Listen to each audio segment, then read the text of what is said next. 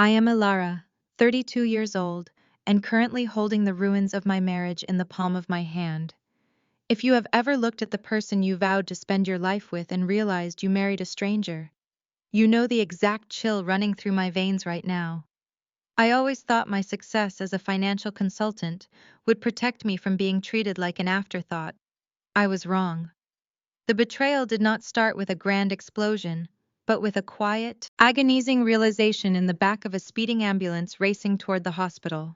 Before I reveal the message that destroyed my life and sparked my ultimate revenge, let me know in the comments if you have ever been entirely abandoned by the one person who promised to protect you. My nightmare began on a Tuesday at exactly 2:15 in the morning. The sharp tearing pain ripped through my abdomen, stealing the breath from my lungs. I gasped, gripping the cotton bed sheets as warm fluid soaked into the mattress. My water had just broken, 3 weeks earlier than my expected due date.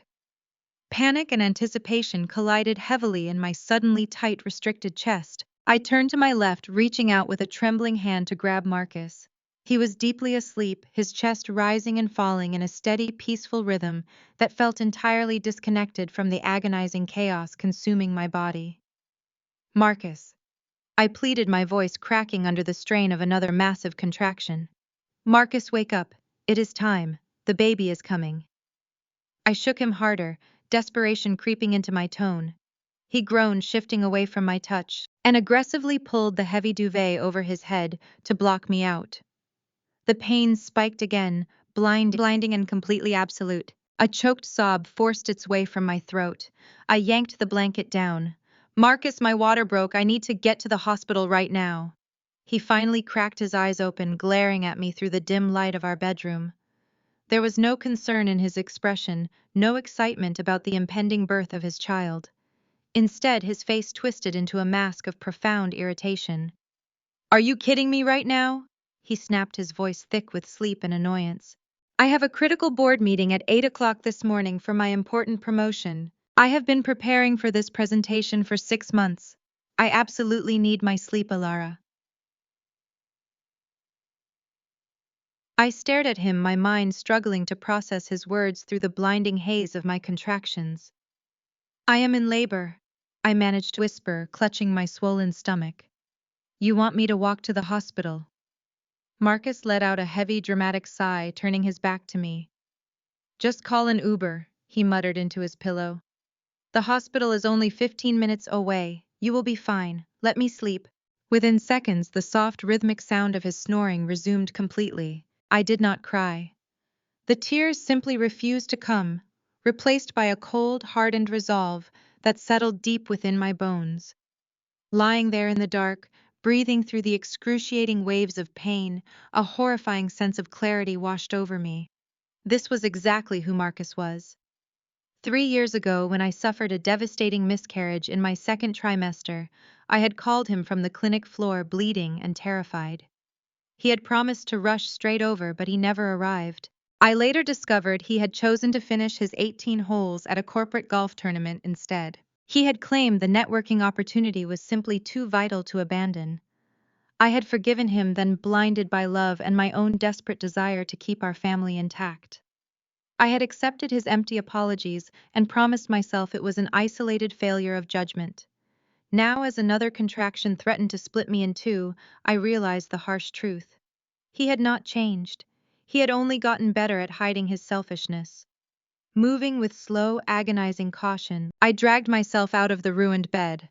I did not bother waking him again. I reached for my phone now. I dialed emergency services and requested an ambulance, my voice eerily calm, despite the physical agony. While waiting for the paramedics, I stumbled blindly toward the dresser to grab my hospital bag. The room was pitch black, and I dared not turn on the lamp, afraid of waking the man I now deeply despised. I blindly felt around the cluttered surface of his desk for my tablet, needing it to access my medical records and birth plan. My fingers brushed against a smooth, cold rectangular screen. I quickly shoved the device into my leather tote bag, completely unaware of reality. In the darkness, I had accidentally grabbed his secured work device instead of my own personal tablet. The wail of the ambulance sirens pierced the quiet suburban night, a stark contrast to the absolute silence I maintained as the paramedics strapped me onto the stretcher. They asked about my husband, glancing confusedly at the dark, quiet house behind us. "He is unavailable," I replied coldly, staring blankly at the ambulance ceiling as another contraction gripped me. The ride to the hospital felt like an eternity. The paramedic, a kind older woman with gentle hands, urged me to focus on breathing, to distract myself from the agonizing pain radiating through my lower back. I reached into my bag to find my tablet. I pulled the device out and tapped the screen. The bright display illuminated the dimly lit cabin of the ambulance, casting a harsh blue glow across my trembling hands. My heart stopped. The lock screen background was not my carefully curated photo of our wedding day. It was the stark minimalist corporate logo of Marcus and his firm. Then the device vibrated violently. A new text message popped up from Victoria, his sister-in-law. "It changes everything today." The ambulance doors swung open, welcoming a rush of chaotic hospital air and the blinding glare of fluorescent lights. Paramedics rolled my stretcher through the emergency room corridors with practiced urgency. The sharp, sterile smell of antiseptic burned my nose. Contractions were coming faster now, ripping through my lower abdomen with a ferocity that made it impossible to form coherent thoughts. A team of nurses surrounded me the moment we reached the maternity ward. They moved me expertly to a delivery bed, attaching monitors to my chest and an intravenous line to my arm. The steady, rapid beeping of the fetal heart monitor echoed off the pale green walls. A young nurse with a kind face and a clipboard hovered near my bedside. She scanned the empty space near the door and then looked down at me with gentle concern.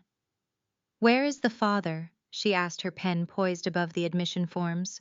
"Should we call him to hurry? He will not want to miss this." I gripped the metal bed rails, riding out another massive wave of pain. When the contraction finally peaked and receded, I locked eyes with the nurse. "He is not coming," I replied coldly, my voice echoing with a strange hollow detachment. "He prioritizes his sleep over his child. Leave his name off the registry." The nurse blinked, her professional smile faltering for a fraction of a second before she gave a terse nod and quietly left the room. The anesthesiologist would not be available for another 20 minutes to administer my epidural. Left alone in the quiet delivery suite, the physical agony of labor suddenly felt entirely manageable compared to the psychological bomb ticking inside my leather tote bag. I reached over, fingers trembling slightly as I pulled out Marcus's work tablet. The blue notification bubble from Victoria still glowed ominously on the lock screen.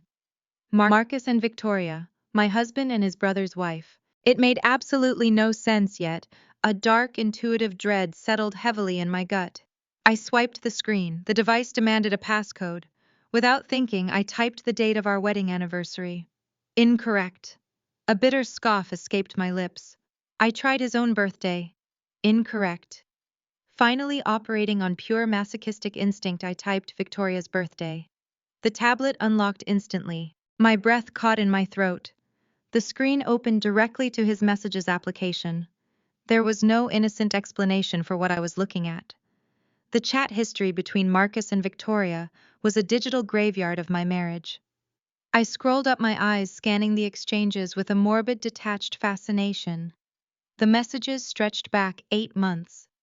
8 months of deception, while I was preparing a nursery, attending prenatal classes alone, and making excuses for his late nights at the office.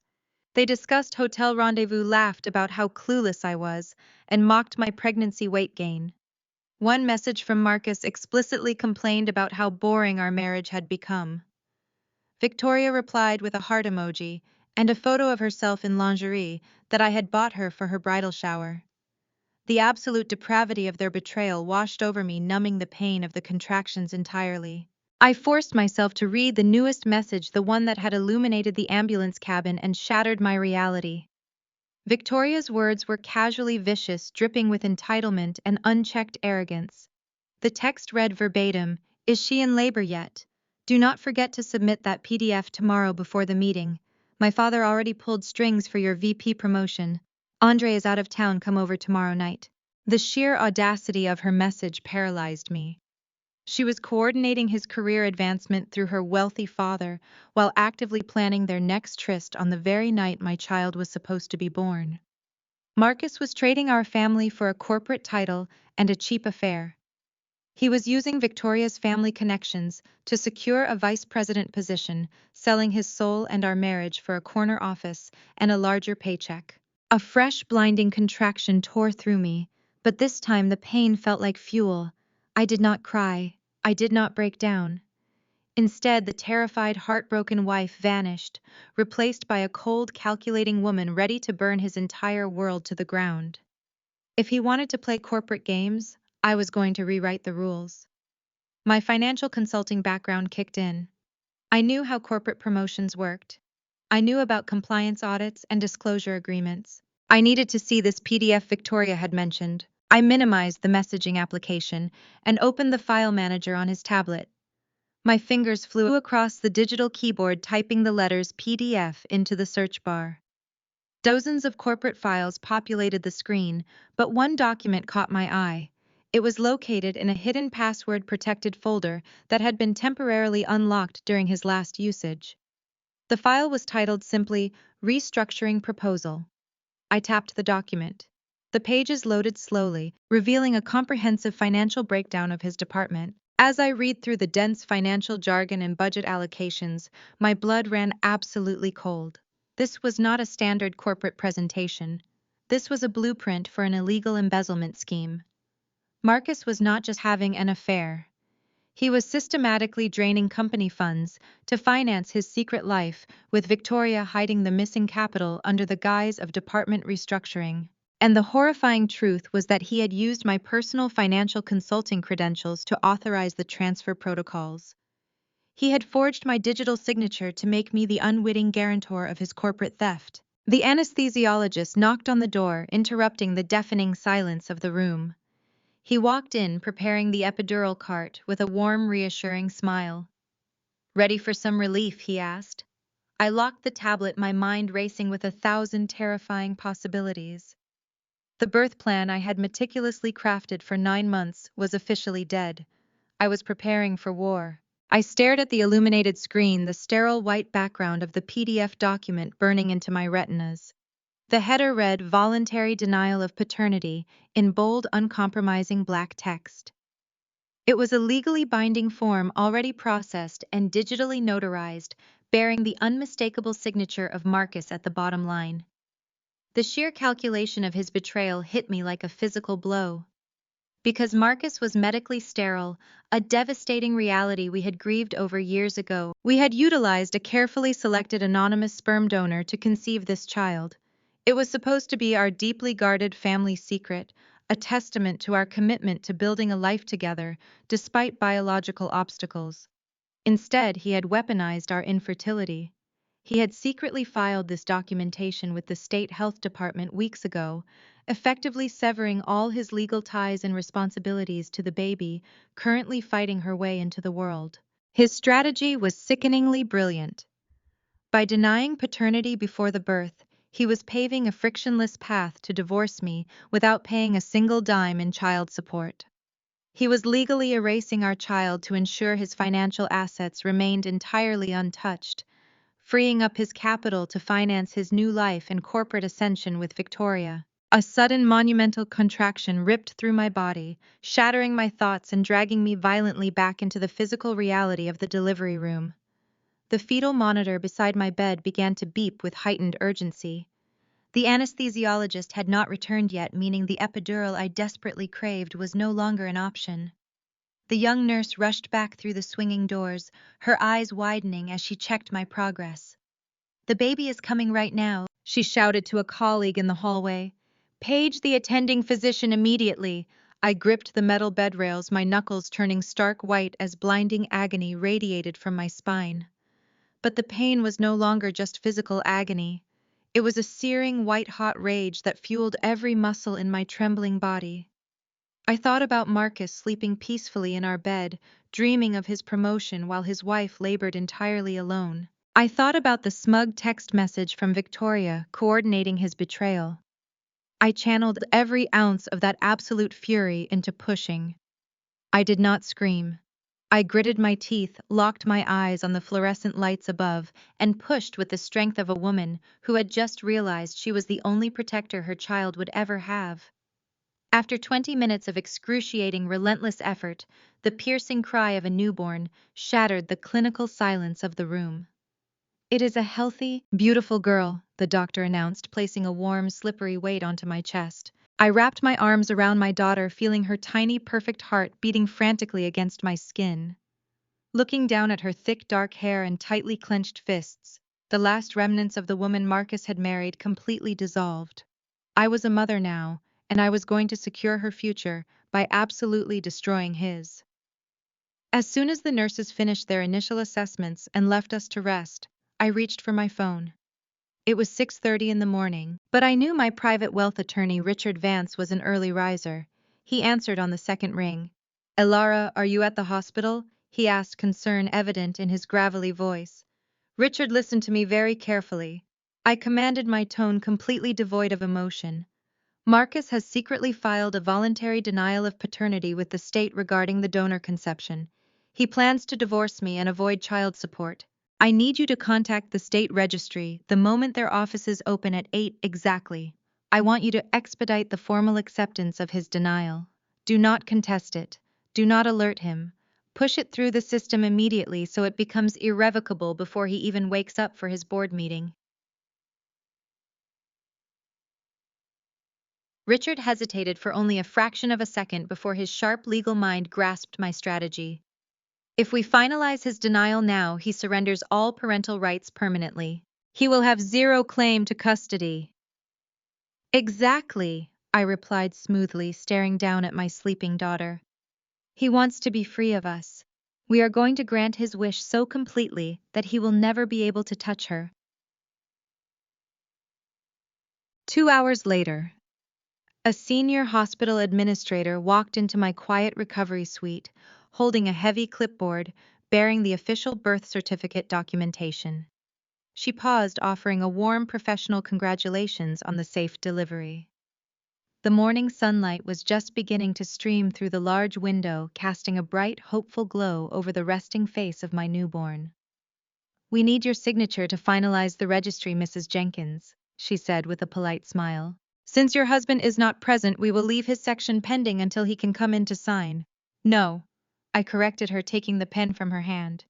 "Leave the section for the father completely blank. My attorney has already forwarded the accepted denial of paternity to your records department." The administrator blinked in surprise, quickly checking her digital tablet before nodding in stunned, silent agreement. I looked at the freshly printed document. Under the section designated for the father, there was nothing but a long, empty line. It was the most beautiful blank space I ever saw. I traced my finger over the thick, high-quality parchment paper, savoring the absolute finality of this single administrative moment. By signing this paper, I was establishing myself as the sole legal parent and absolute guardian of my daughter. Marcus had thought he was orchestrating my financial ruin, but he had inadvertently handed me the ultimate victory. I pressed the pen to the paper and signed my maiden name with a bold, aggressive flourish. Just as I lifted the pen from the completed document, the heavy wooden door to my hospital room swung open violently, hitting the rubber wall. Stop with a loud thud. The slab of solid oak rebounded slightly, making my newborn daughter flinch in her plastic bassinet. I braced myself, expecting to see Marcus finally arriving to perform the role of the concerned father. Instead, the sharp rhythmic clicking of designer heels echoed across the linoleum floor. It was Vivian, my elitist mother-in-law. She stepped into the sterile recovery room looking as though she had just walked off a runway in Milan. Her silver hair was perfectly coiffed, her tailored cream suit immaculate, and her posture rigid with an air of absolute superiority. I stared at her hands. They were completely empty. There were no brightly colored balloons, no soft plush toys, and absolutely no flowers to celebrate the birth of her very first granddaughter. She did not even glance toward the clear bassinet where the little baby was resting. Her cold, piercing eyes locked directly onto me, assessing my thoroughly exhausted physical appearance with an incredibly clear distaste. "Marcus told me you had the baby." Vivian announced, her tone entirely devoid of warmth or grandmotherly affection. It sounded more like a status update from a board meeting than a family milestone. She marched to the side of my hospital bed, her expensive perfume overpowering the clinical smell of antiseptic. Anyway, we have pressing matters to handle. Without asking how I was feeling or acknowledging the tiny life sleeping less than 3 feet away from her, Vivian reached into her oversized leather handbag. She pulled out a thick manila folder and shoved it unceremoniously onto my lap, right over the thin hospital blanket. I looked down at the documents, my mind still racing from the adrenaline of childbirth and the legal trap I had just set for her son. "What is this?" I asked, my voice calm and deceptively quiet.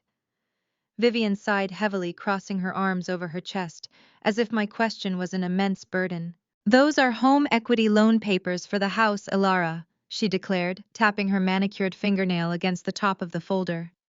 "I need you to sign them immediately so we can get them processed by this afternoon. Marcus needs $200,000 in liquid capital by tomorrow morning to invest in Victoria's father's political campaign. It is a highly exclusive networking opportunity, and Marcus simply cannot afford to miss it. It is absolutely vital for his vice president promotion. You know how important this is to him." I stared at her, letting the sheer audacity of her words wash over me. She was asking me to leverage the home I had purchased with my own savings before I even met Marcus, all to fund his career ambitions and impress the father of the woman he was secretly sleeping with. The absolute nerve of this woman standing in my hospital room was staggering to witness in person today. "Victoria is a real asset to this family," Vivian continued, her voice dripping with pointed condescension as she paced back and forth across the small room. "She understands how wealth and influence work in the real world. She is constantly opening doors for Marcus and helping him elevate his social standing. You really should learn from her, Elara. Being a supportive wife means making financial sacrifices for your husband's future. Sign the papers so I can leave. Hospitals absolutely disgust me, and I have a luncheon appointment at the club in an hour." A dark, humorous bubble of realization expanded in my chest. Vivian had no idea about the sordid affair. She genuinely believed Victoria was just a helpful sister-in-law while viewing me as an uncooperative roadblock to her son's glorious success. More importantly, she had absolutely no idea that her precious son had just legally severed all ties to the baby in this room, ensuring his own inevitable downfall. I picked up the thick stack of home equity documents. The paper felt heavy and expensive. I looked at Vivian, maintaining direct eye contact, and my lips curved into a slow, chilling smile. I gripped the top of the stack with both hands. With a sharp, deliberate motion, I ripped the entire packet of legal documents in half. Vivian gasped, her eyes widening in absolute horror as the sound of tearing paper echoed loudly in the quiet room. I stacked the torn halves together and ripped them again, reducing the vital financial agreements to worthless confetti. I let the shredded pieces flutter down onto the floor at her designer feet. "What on earth are you doing?" Vivian shrieked, her pristine composure completely shattering. "Those papers cost thousands of dollars in legal fees to draft." I watched the pieces settle on the floor, feeling an intense wave of satisfaction wash over my tired body. The reign of their unchecked arrogance was officially over. "If Victoria is such an incredible asset to this family," I replied, my voice slicing through the room like a razor blade, "then you can go tell her to use her own massive trust fund to pay for it. My house is not funding your son's delusions of grandeur. I will not leverage my property to finance a political campaign for a man I do not even know." Vivian's face turned a mottled, furious shade of crimson. "You arrogant, selfish little woman!" she screamed, her voice reaching a hysterical pitch that made my daughter stir again. "When I tell him what you just did, he is going to divorce you, Elara. I is going to leave you, and he will take half of everything you own." I simply smiled wider, leaning back against the hospital pillows with a profound sense of absolute peace. Because of that form, he had forfeited his rights. "He is welcome to try," I whispered cheerfully. I reached over to the side of my bed and pressed the red plastic nurse call button. "Security, please kindly escort this completely unhinged woman out of my room immediately." The heavy wooden door clicked shut, cutting off Vivian's indignant screeches as two burly security guards guided her forcibly down the hospital corridor. I listened to the fading sound of her expensive heels scuffing against the linoleum, feeling an absolute icy calm settle over my exhausted body. The chaotic energy she had dragged into my recovery room vanished, leaving only the soft, rhythmic breathing of my newborn daughter. I looked down at her tiny, perfect face. She was completely oblivious to the war that had just been declared in her name. Marcus was going to come here eventually. He would waltz in with a practiced, charming smile, perhaps carrying a generic bouquet of flowers purchased from the hospital gift shop, and expect to find his compliant, clueless wife waiting eagerly for his arrival. He would expect to manipulate me into signing away my home to fund his mistress's father's political campaign. I refused to be a sitting duck in a hospital gown.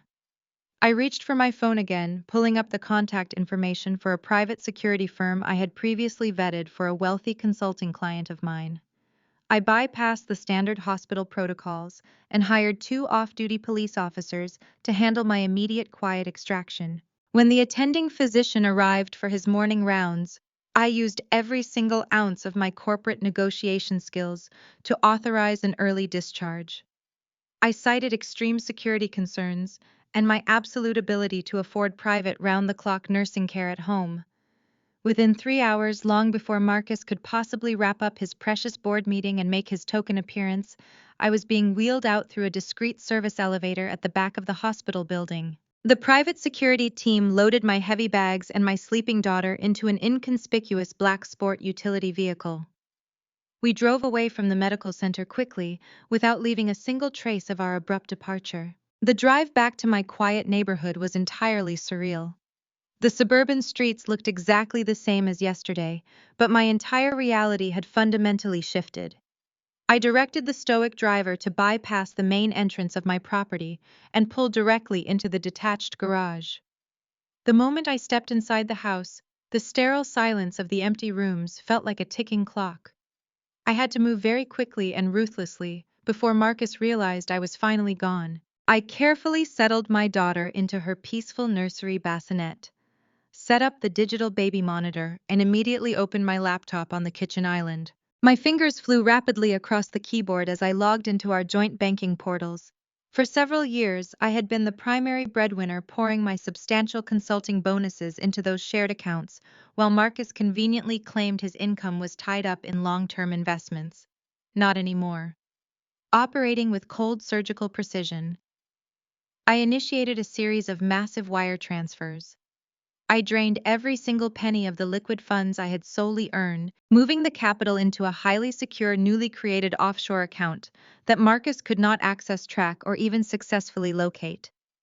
I left him exactly $84.12, precisely the pathetic amount he had actually contributed to the account last month. Next, I pulled up the strict legal documentation for our primary residence. This sprawling colonial house was absolutely not marital property. I had shrewdly purchased it 3 years before I ever met Marcus, placing the entire deed securely under a private limited liability company that I solely owned and managed. He had never contributed a single dime to the massive mortgage, relying instead on my financial stability to continuously fund his lavish, entitled lifestyle. I called a premium emergency locksmith service, offering triple their standard rate for immediate residential service. Within 40 minutes, a dedicated team of technicians swarmed the property. They quickly replaced every exterior deadbolt, reprogrammed the electronic garage keypad, and completely reset the digital security system. The house was now an impenetrable personal fortress. Marcus's old keys were officially worthless pieces of jagged metal. For the next 7 consecutive days, I existed securely in a state of hyper-vigilant isolation. I completely ignored the frantic, increasingly unhinged voicemails from Marcus and Vivian. I focused entirely on quietly bonding with my beautiful new daughter, meticulously securing her future, and finalizing the devastating legal traps my brilliant attorney was meticulously laying out. The prolonged silence from my end must have been absolutely deafening to a man so thoroughly accustomed to easily controlling the daily narrative. I felt an immense wave of liberating peace wash over me. Then exactly 1 week later, the dark screen of my phone suddenly illuminated with a brand new text message. I stared blankly at the glowing notification, watching the brief preview text scroll slowly across the smooth glass. It was a message from Marcus, dripping heavily with the exact same arrogant entitlement that had secretly defined our entire marriage. He was apparently operating under the profound delusion that I was still blindly waiting for him to return home. The audacious text message read exactly: "My boss and my family are coming over to see the baby. Make sure the house is clean." I was bringing his powerful corporate superiors and his viciously elitist family to my personal house, fully planning to play the grand role of the proud, successful patriarchal figure. He was foolishly going to use my own beautiful home and my innocent child as convenient props to finally secure his coveted vice president promotion. He was completely hilariously unaware that his house keys no longer worked. His secret bank accounts were entirely empty, and his presumed legal rights as a father had been permanently, irrevocably revoked by the state. I calmly picked up the cell phone. I did not type a long paragraph. I simply typed a concise sentence that would ensure he arrived with his audience. Elara replies, "See you at 5 p.m. The clock in the hallway ticked steadily toward the appointed hour. I sat perfectly still in the pristine living room, holding a porcelain cup filled with warm chamomile tea. The house was immaculately clean, just as Marcus had requested in his text, but it was no longer his home. The locks had been changed, the security system upgraded, and the financial ties permanently severed by my attorney. Hidden inside my study were two off-duty police officers I had hired. They were waiting quietly, ready to intervene the moment this orchestrated performance reached its inevitable conclusion. I took a slow sip of my tea, savoring the silence of the fortress I had built. My beautiful newborn daughter was safely asleep in her nursery upstairs, blissfully unaware of the monumental storm about to hit our front door. At exactly 5, the loud sound of car doors slamming shut echoed from the driveway. I did not flinch. I did not move toward the window. I simply waited in the center of the room, listening to the arrogant footsteps marching up the walkway. The doorbell chimed loudly, shattering the quiet. I set my teacup down on the glass table with a soft clink. I took a deep breath, smoothing the invisible wrinkles from my navy dress, and walked toward the foyer. I unlocked the heavy oak door, pulled it open, and stepped back to allow the ridiculous spectacle to unfold. Marcus walked in first, exuding a nauseating level of unearned confidence.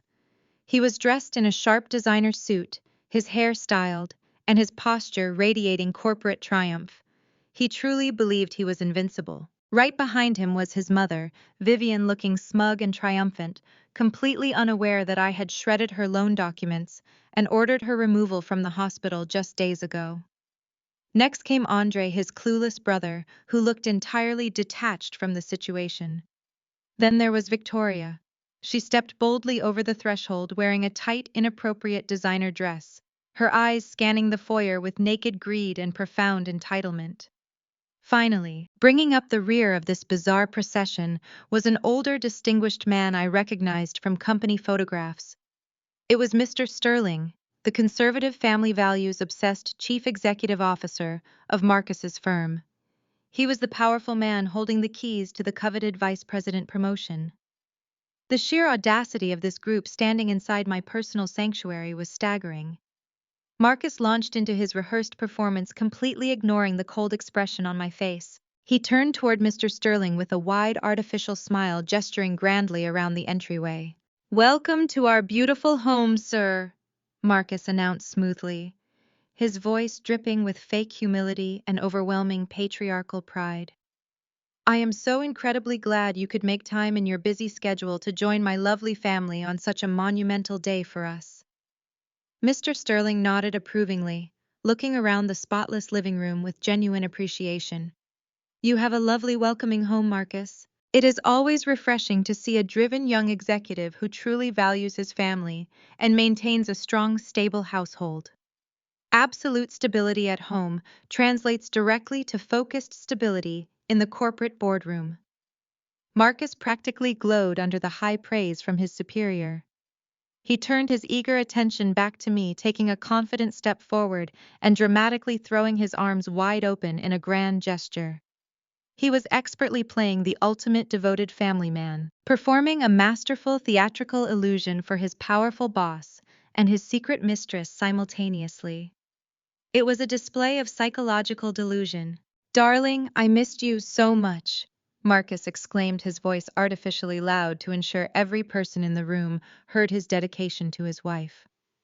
"I am deeply sorry I could not be at the hospital every second during your recovery. I have been working nonstop, putting in endless hours at the firm to secure this vital promotion and provide a magnificent future for our beautiful growing family. You know perfectly well how much you and the baby mean to me." Vivian immediately chimed in, stepping closer to Mr. Sterling to ensure he heard her maternal contribution. "My son is such a dedicated, hard-working provider. We are all so immensely proud of the financial sacrifices he makes for his loved ones." Victoria smiled wickedly from behind her husband, her dark eyes locking onto mine with a silent, mocking challenge. She genuinely thought she had won this secret war. She truly believed this sprawling house, the lucrative promotion, and the successful man standing confidently in front of me belonged entirely to her now. Marcus took another step toward me, his hands reaching out to embrace me for his captive audience. "So, darling," he said cheerfully, his voice dropping to a theatrical hushed tone of fatherly anticipation. "Where is she? Where is my beautiful child? I simply cannot wait to hold my precious daughter and introduce her to everyone here today." The room fell into a heavy, suffocatingly expectant silence. Mr. Sterling smiled warmly, eagerly waiting for the heartwarming family reunion. Vivian clasped her hands together in mock excitement. Victoria smirked, adjusting her tight dress. Andre looked at his expensive watch, clearly wishing he was somewhere else entirely. I did not step forward to accept his fake embrace. I did not break intense eye contact with my deceitful husband. I remained standing exactly where I was, feeling the cold weight of undeniable victory settling deep into my bones. I slowly picked my porcelain teacup back up from the table. I lifted the delicate rim to my lips and took a long, deliberate sip of the warm chamomile tea. I swallowed quietly, letting the agonizing seconds tick by as Marcus's outstretched arms began to look increasingly foolish and profoundly awkward in the deafening silence. Finally, I lowered the teacup.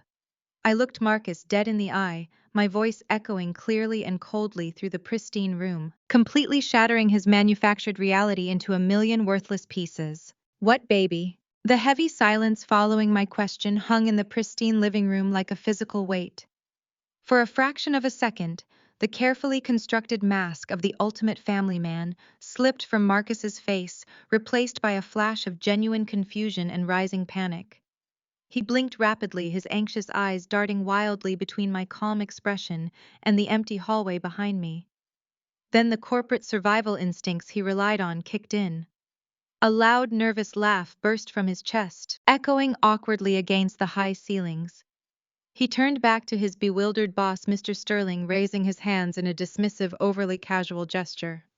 "She is just exhausted, sir," Marcus explained smoothly, layering his voice with thick, patronizing concern. "Childbirth takes a monumental toll on a woman's physical and mental state. The sleep deprivation alone can cause these little moments of profound confusion." He took a confident step toward me, his designer shoes silent on the expensive rug. His eyes were cold, silently commanding me to fall back into line and play my assigned role. "Darling, please stop this ridiculous nonsense right now," he muttered through a tight, artificial smile designed solely for his audience. "Mr. Sterling took time out of his incredibly busy schedule to be here today. She is just tired from the delivery. Go get my daughter Elara, bring the baby down so we can properly introduce her to everyone." I did not flinch. I did not break eye contact. The sheer audacity of his attempt to gaslight me in my own home, to label me as a hysterical, confused postpartum woman in front of his CEO, only solidified the absolute joy of the destruction I was about to unleash. I set my porcelain teacup back onto its saucer with a delicate, deliberate clink.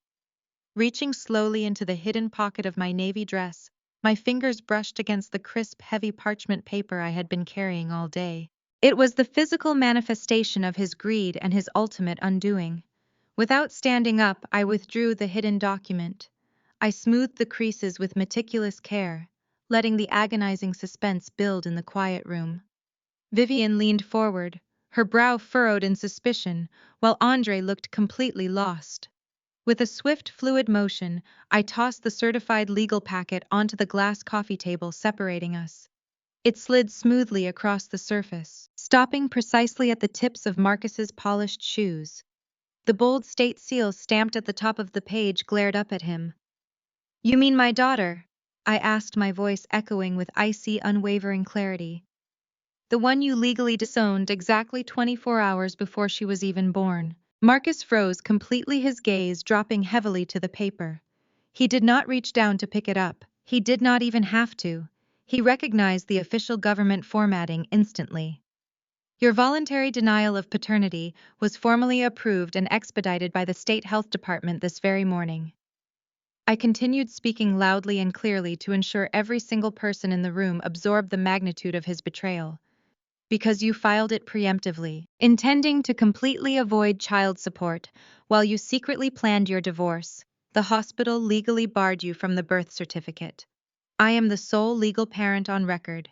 You have absolutely no legal rights, no claim to custody, no visitation privileges, and zero relation to my child. The daughter you just promised to introduce to your boss does not legally exist to you. She is completely mine." The temperature in the room plummeted. The absolute reality of my words crashed over the gathered audience, shattering the carefully curated illusion Marcus had spent months building. The transformation in my former husband was instantaneous and catastrophic. All the color rapidly drained from his face, leaving his skin a sickly ashen gray. His jaw dropped slightly, his breath hitching in his throat, as his eyes remained locked on the damning document resting on the glass table. I had believed he was the master manipulator, silently pulling the strings of our marriage while securing his financial assets, entirely unaware that I had expertly turned his own legal trap against him. Beside him, Vivian gasped loudly, a dramatic hand flying to her chest in absolute horror. "Marcus, what on earth is she talking about?" she demanded, her voice shrill with sudden panic. But the most explosive reaction came from the man holding the keys to Marcus's future. Mr. Sterling's warm, grandfatherly expression vanished entirely, replaced by a mask of cold corporate fury. His conservative family values were not just a marketing ploy. They were the foundation of his leadership. He stepped forward, his imposing presence dominating the space. "Jenkins!" Mr. Sterling barked, his voice laced with unmistakable disgust. "What exactly is going on here? Did you bring me to this house to celebrate a child you legally abandoned?" Before Marcus could formulate a pathetic excuse to save his career, sharp footsteps echoed across the hardwood floor. Victoria pushed her way to the front, her face twisted into a mask of ugly elitist indignation. She could not stand watching her perfect plan disintegrate. She positioned herself protectively next to Marcus, crossing her arms over her designer dress. Playing the role of the haughty, privileged savior, she glared down at me with unfiltered contempt, believing her family's wealth made her untouchable. "Elara, stop throwing a ghetto tantrum and trying to ruin Marcus's career just because you are postpartum and overly emotional." Victoria snapped, her voice dripping with vicious racist undertones designed to demean me in front of the executives. "You are completely embarrassing yourself in front of everyone." The sheer audacity of her classist insult hung heavily in the air, a vile punctuation mark on their collective betrayal. I slowly turned my gaze away from my ruined husband and locked my eyes directly onto Victoria. The time for dealing with the pawn was over. It was time to completely annihilate the false queen today. I pulled my smartphone from the pocket of my dress and tapped the screen. The living room was equipped with a massive 80-inch smart television mounted directly above the stone fireplace. With two swift motions, I connected my device to the wireless casting network. The massive screen flickered to life, instantly casting a harsh, glowing light over the frozen faces of my unwanted guests. I locked eyes with my sister-in-law, watching the arrogant smirk finally begin to melt away from her perfectly contoured face. "Let us talk about ruining careers, Victoria," I said with absolute lethal calmness. "Or better yet, let us talk about ruining marriages. I pressed a button on my phone, opening the hidden folder I had meticulously compiled during my hospital stay. A colossal screenshot of a text message exchange illuminated the room. The font was blown up to ridiculous proportions, making it impossible for anyone to miss a single devastating syllable. It was the exact conversation where Marcus and Victoria had finalized their plans to hide company funds while simultaneously mocking my pregnancy weight gain. The digital timestamps were prominently displayed, proving their affair had been thriving for the last 8 uninterrupted months. Marcus let out a strangled, pathetic gasp, taking a stumbling step backward, as his darkest secrets were broadcasted in high definition. Mr. Sterling adjusted his glasses, squinting at the glowing television screen with absolute disgust forming on his aged features. Before anyone could speak, I swiped left on my phone. A new, equally damning image appeared.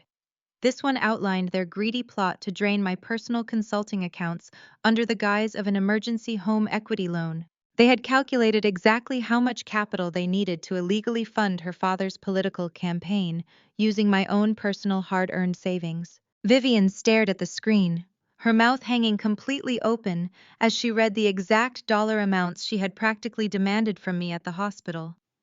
Her precious golden son was not a successful provider, he was a desperate thief.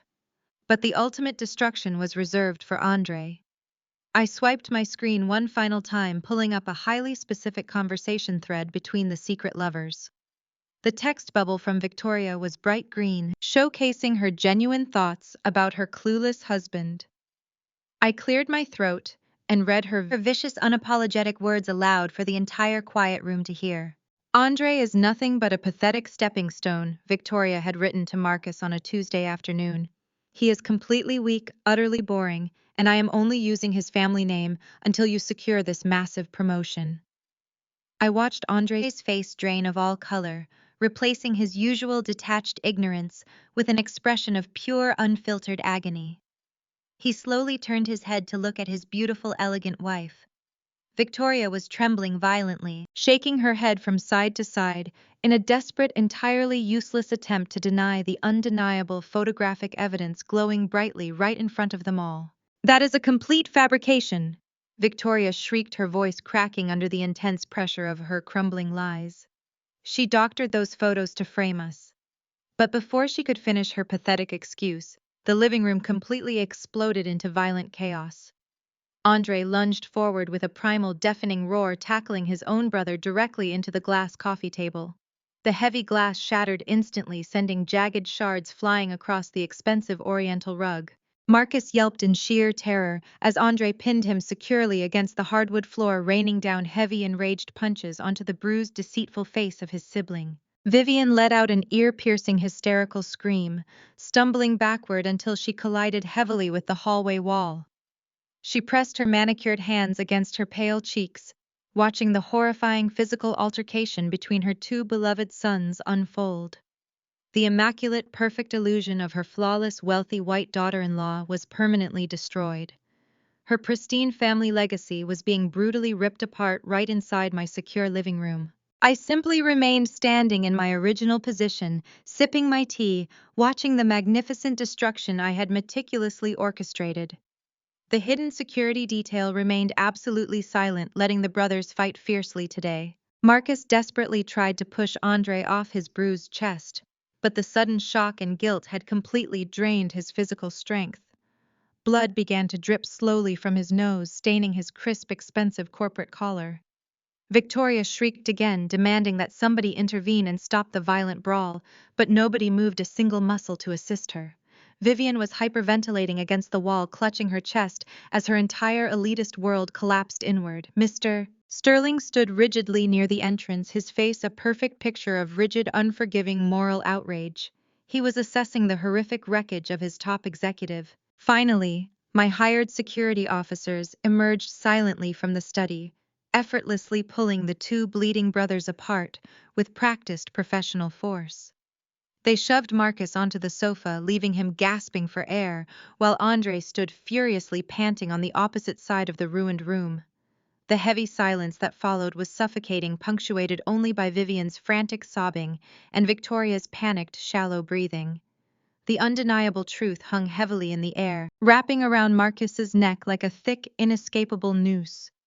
He looked up at his boss, his eyes wide, silently begging for a shred of professional mercy he absolutely lacked. There was no mercy left in the room today. Mr. Sterling took one slow, deliberate step forward, entirely disgusted by the sheer lack of basic human morality standing before him. The promotion, the corner office, the massive corporate salary. All of it vanished within the blink of an eye. The esteemed CEO fixed his cold, unblinking stare on my ruined husband, who was still bleeding quietly onto my spotless floor. Mr. Sterling crossed his arms tightly over his tailored suit jacket and dropped the final, devastating question. You used my company to fund your affair with your own brother's wife. The color completely drained from Marcus's face as he stared up from the ruined floor, his mouth opening and closing soundlessly, like a fish pulled from the water. He scrambled to his knees, ignoring the sharp shards of broken glass biting through his expensive trousers. He reached out a trembling hand toward his furious boss. Mr. Sterling did not step back, but his eyes narrowed with a level of absolute disgust that could freeze boiling water. Marcus stammered, desperately trying to construct a lie that could save his crumbling world. He claimed it was a gross misunderstanding, a malicious fabrication designed by a hysterical woman to ruin his spotless reputation. Mr. Sterling simply reached into his pocket, pulled out his own cell phone and held it up. The glowing screen displayed a forwarded copy of the exact financial documents I had uncovered in the hidden tablet folder just days ago. I had anonymously emailed the undeniable proof of Marcus's corporate embezzlement directly to the executive board during my ambulance ride. The undeniable truth was staring Marcus right in the face. You are officially terminated, Mr. Sterling announced, his voice echoing with absolute authority through the silent living room. Effective immediately, your employment at this firm is permanently severed. The vice president promotion is officially rescinded. Furthermore, I am personally contacting the board of directors and every major executive network across the entire city of Atlanta. You have violated our core ethical guidelines, defrauded this company, and engaged in behavior so profoundly immoral that I will make it my personal mission to ensure you are permanently blacklisted. You will never work in corporate finance in this state again. Expect to hear from our legal department regarding the stolen funds by tomorrow morning. Mr. Sterling turned on his heel, casting one final look of profound disappointment at Vivian, who was still hyperventilating against the wall before marching straight out the front door.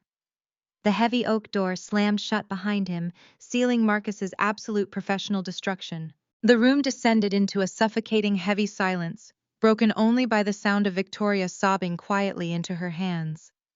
Andre stood by the shattered coffee table, his fists still clenched, looking down at his treacherous brother with unfiltered hatred. Marcus slowly dragged himself up from the floor, wiping a smear of blood from his split lip. He turned his gaze slowly toward me. The panic in his eyes dissolved, replaced by a vicious, cornered desperation. He realized he had lost his career, his reputation, and his wealthy mistress, all in the span of 5 agonizing minutes. But he still believed he held one final powerful card in his hand. He believed he could still inflict financial ruin upon me. You think you have won, Elara? Marcus spat, his voice trembling with unchecked rage as he pointed a bloody finger directly at my chest. You think you can just destroy my life and walk away completely unscathed?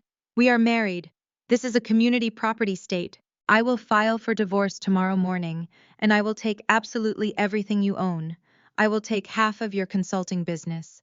I will drain your retirement accounts. And most importantly, I will take this house. You will be forced to sell this pristine little sanctuary to pay me my rightful share. I will drag this divorce out for years until you are completely bankrupt and begging for mercy on your hands and knees. Vivian nodded weakly from the hallway, still clinging to the delusional belief that her son was entitled to my hard-earned wealth. I did not flinch. I did not raise my voice. I calmly reached back into the hidden pocket of my navy dress and withdrew a second folded document. I stepped forward, my shoes crunching softly over the shattered glass, and handed the crisp paper directly to him. Marcus snatched it from my hand, his eyes scanning the bold legal print at the top of the page. It was a formal expedited eviction notice, legally notarized and completely binding. "This house," I stated, my voice slicing through the room with surgical precision, "is entirely owned by Elara Holdings Limited Liability Company. It is a private corporate entity that I established and funded exactly 3 years before I ever met you. You have never contributed a single dime to the mortgage, the property taxes, or the maintenance. Furthermore, you seem to have conveniently forgotten the ironclad prenuptial agreement you eagerly signed when you thought your own investments were going to vastly outperform mine. You explicitly waived any and all rights to my premarital corporate assets, which includes this property and my consulting firm. You have absolutely no legal claim to anything in this house." Marcus stared at the document, his bloody hands shaking violently, as the absolute reality of his complete destitution finally set in. "As for your immediate living situation," I continued, checking the diamond watch on my wrist with deliberate slowness, "since you are not on the deed and your legal residence here has been formally revoked, you are officially trespassing on private property. You have exactly 5 minutes to gather whatever pathetic belongings you can carry and get out of my house. When that clock strikes 5:15, my private security team will physically throw you out onto the street." Panic finally broke through his facade. He looked frantically around the living room, realizing he had no money, no home, no job, and no family left. Desperation seized him entirely. He dropped the eviction notice onto the floor and bolted toward the main staircase. He was going to make a mad dash for the master bedroom to steal my jewelry, the antique silver, anything of value he could pawn to survive the night. But he never made it past the first wooden step. The doors of my private study swung open simultaneously. Two massive, heavily armed security guards stepped out into the hallway, their expressions completely devoid of mercy, blocking his path upstairs. The two massive security guards stepped forward instantly, their imposing frames forming an impenetrable wall of muscle and dark fabric at the base of the grand staircase. Marcus slammed to a complete halt, his designer shoes skidding loudly on the polished hardwood floor. He looked up at the unyielding faces of the off-duty police officers, the sudden panic in his eyes morphing into absolute terror. There would be no final desperate raid on my jewelry box, no last-minute grab for the antique silver, and absolutely no opportunity to pawn my hard-earned valuables to finance his sudden homelessness. "Escort them off the property immediately," I instructed, my voice echoing with cold, absolute authority. "If either of them resists or attempts to damage anything, you have my full permission to physically restrain them and contact the local authorities for trespassing." The guards moved with terrifying efficiency. One grasped Marcus by the back of his expensive blood-stained collar, while the other gripped his arm in a hold that offered absolutely zero room for negotiation. They marched him forcefully toward the heavy oak front door. Victoria shrieked as one of the officers pointed a stern finger in her direction silently. Commanding her to follow without hesitation, the officer stepped closer. She stumbled over the shattered glass of the ruined coffee table, clutching her designer purse against her chest like a pathetic shield. Vivian had already vanished entirely, having slunk away, while her golden child's entire existence was systematically dismantled today. The heavy front doors were thrown wide open, revealing the crisp, fading afternoon light. The guards practically launched Marcus over the threshold. He stumbled clumsily down the brick steps, scraping his bare hands heavily against the rough concrete pathway. Victoria hurried out right behind him, her expensive high heels clicking frantically. She tried desperately to maintain her precarious balance. They were unceremoniously deposited onto the pristine green grass of the front lawn. The massive commotion had not gone unnoticed. Our upscale suburban neighborhood thrived on quiet discretion and whispered gossip, making the violent expulsion an irresistible spectacle. Curtains twitched in the large bay windows across the street. Mrs. Gable, the neighborhood association president, had completely stopped watering her prize-winning hydrangeas, staring openly from her driveway. Several other neighbors had conveniently decided to check their mailboxes at this exact moment, their eyes locked on the humiliating scene unfolding on my lawn. Marcus Jenkins, the supposedly perfect husband and rising corporate star, was bleeding on the grass beside his brother's mistress.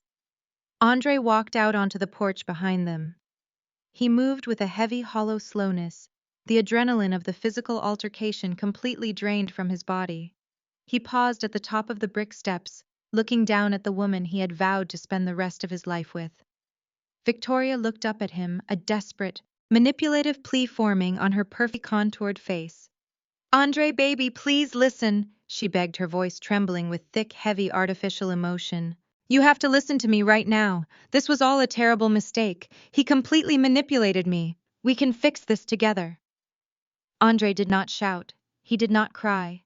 The devastating betrayal had burned away every ounce of his previous clueless affection.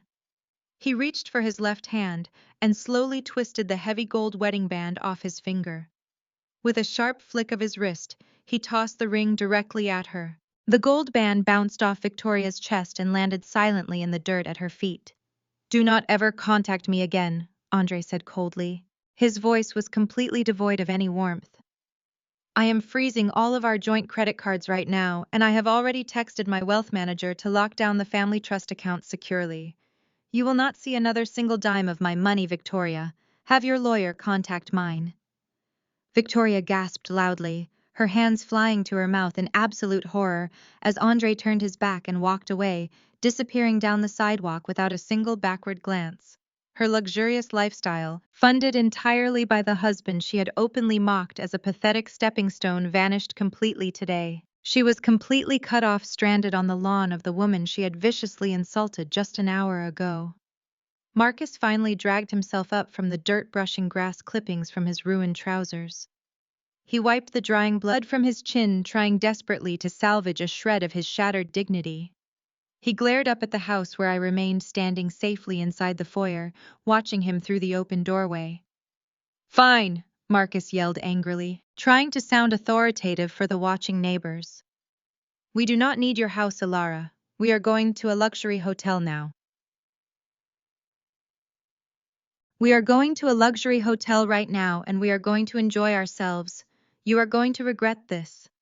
He reached into his pocket and pulled out his cell phone, aggressively tapping the screen to access the banking application. He needed to transfer funds to book a premium suite downtown, fully intending to use the joint accounts he believed were still brimming with my consulting bonuses. I watched his thumbs fly across the digital keyboard, anticipating the exact second reality would strike him. His aggressive tapping suddenly stopped. His eyes widened to comical proportions, staring fixedly down. He refreshed the application once. He refreshed it twice.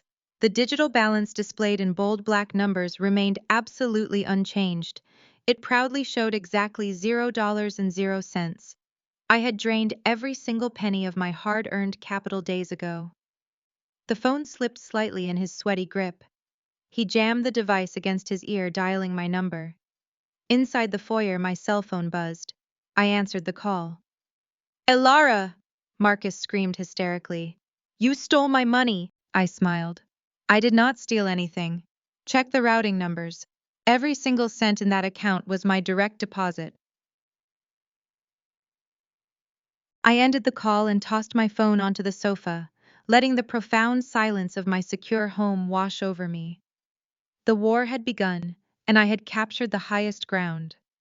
I did not sleep that night.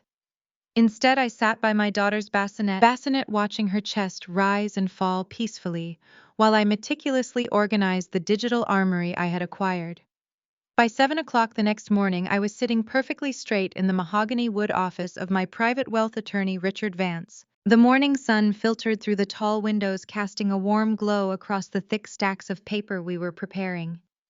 This is a masterpiece of absolute destruction, Richard remarked, shaking his head in sheer disbelief as he reviewed the massive folder of evidence I had provided. I had printed out every single text message, every photograph, and every piece of financial documentation outlining Marcus's embezzlement scheme and his prolonged affair. File it immediately, I instructed him, my voice devoid of any hesitation. I want the divorce papers filed citing gross infidelity, financial fraud, and complete marital abandonment. I want the digital evidence attached as an irrefutable exhibit. Richard smiled, a sharp, predatory expression that assured me I had hired the absolute best legal mind in the city. With the accepted denial of paternity already on record, he cannot even request a delay for a custody hearing. The divorce will be a straightforward financial execution. I nodded, feeling an immense weight lifting from my tired shoulders. By 9 o'clock, a process server was already dispatched to officially serve my now homeless husband with the comprehensive divorce filings. While I was legally dismantling Marcus's future, Victoria was desperately attempting to salvage her own ruined existence. Operating entirely on a false sense of elite privilege, she had ordered a premium rideshare service, billing it to an old credit card she mistakenly believed was still active. When the payment declined, she was forced to endure the ultimate humiliation of begging the driver to let her out at the heavy iron gates of her family's sprawling estate. She marched up the winding driveway in her ruined designer heels, fully expecting her wealthy, politically connected father to welcome her with open arms and immediate financial rescue. She barged into his private study, weeping dramatically and playing the victim of a terrible misunderstanding. However, she had severely miscalculated her father's priorities. This was the peak of election season, and he was running a highly contested campaign for the state senate. He saw no heartbroken daughter in need of comfort. He saw a walking, breathing political scandal that threatened to destroy his entire career. "Are you completely out of your mind?" he roared, slamming his fists onto his desk. "You engaged in a sordid affair with your husband's brother, orchestrated a corporate embezzlement scheme that has now been forwarded to the authorities, and you expected my campaign to survive this," Victoria stammered, attempting to blame Marcus. But her father raised a hand to silence her pathetic excuses. "The press will crucify me if they find out my daughter is a home-wrecking accomplice to corporate fraud," he declared coldly. "You are completely cut off, Victoria. Your trust fund is frozen, your access to this house is revoked, and if you contact the press, I will publicly disown you to save my campaign. Get out of my sight." Later that afternoon, my doorbell chimed softly. My private security detail checked the exterior cameras and informed me of the visitor. It was Andre. He stood on my front porch looking hollow and deeply exhausted, a mirror image of the profound betrayal we shared. I authorized his entry and met him in the foyer. We exchanged no meaningless pleasantries. We simply looked at each other, two innocent spouses who had been brutally collateralized by the selfish greed of the people we loved.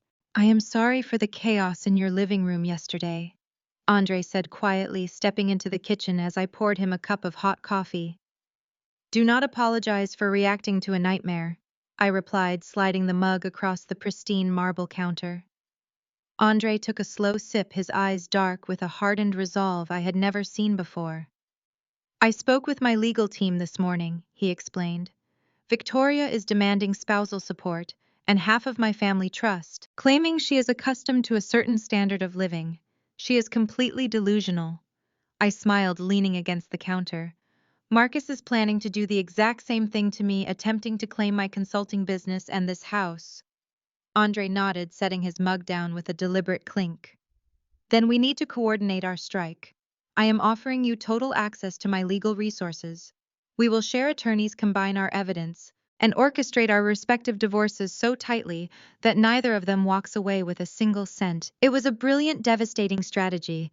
By merging our legal firepower, we would bury Marcus and Victoria under an insurmountable mountain of litigation, ensuring they paid for their betrayal. While Andre and I fortified our alliance, Marcus experienced the unforgiving reality of destitution. Rejected by luxury hotels due to his completely empty bank accounts, he sought shelter in a rundown motel on the miserable outskirts of the city. The room smelled of stale smoke, a horrifying contrast to our pristine suburban mansion.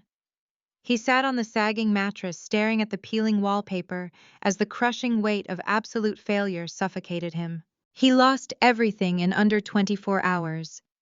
However, Marcus was a creature of toxic entitlement. Desperation bred dangerous audacity inside him. Using the dollars stashed in his wallet, he purchased a prepaid phone. After dozens of rejections from reputable firms, he found a sleazy, aggressive litigator willing to listen. He smirked wickedly. "I need to file an emergency lawsuit against my wife," he demanded, his voice dripping with venom. "I am suing her for fraudulent paternity cancellation." The sheer audacity of his lawsuit was not just laughable, it was a profound testament to his absolute delusion. Less than 48 hours after my sleazy unemployed husband declared his intention to sue me, a thick manila envelope arrived via certified courier at my newly secured front door. I sat at my kitchen island quietly sipping black coffee and sliced open the heavy seal. The document inside was a masterpiece of desperate, aggressive legal fiction, drafted by a man who clearly billed by the hour and possessed absolutely zero moral compass. Marcus was formally demanding $500,000 in immediate spousal support.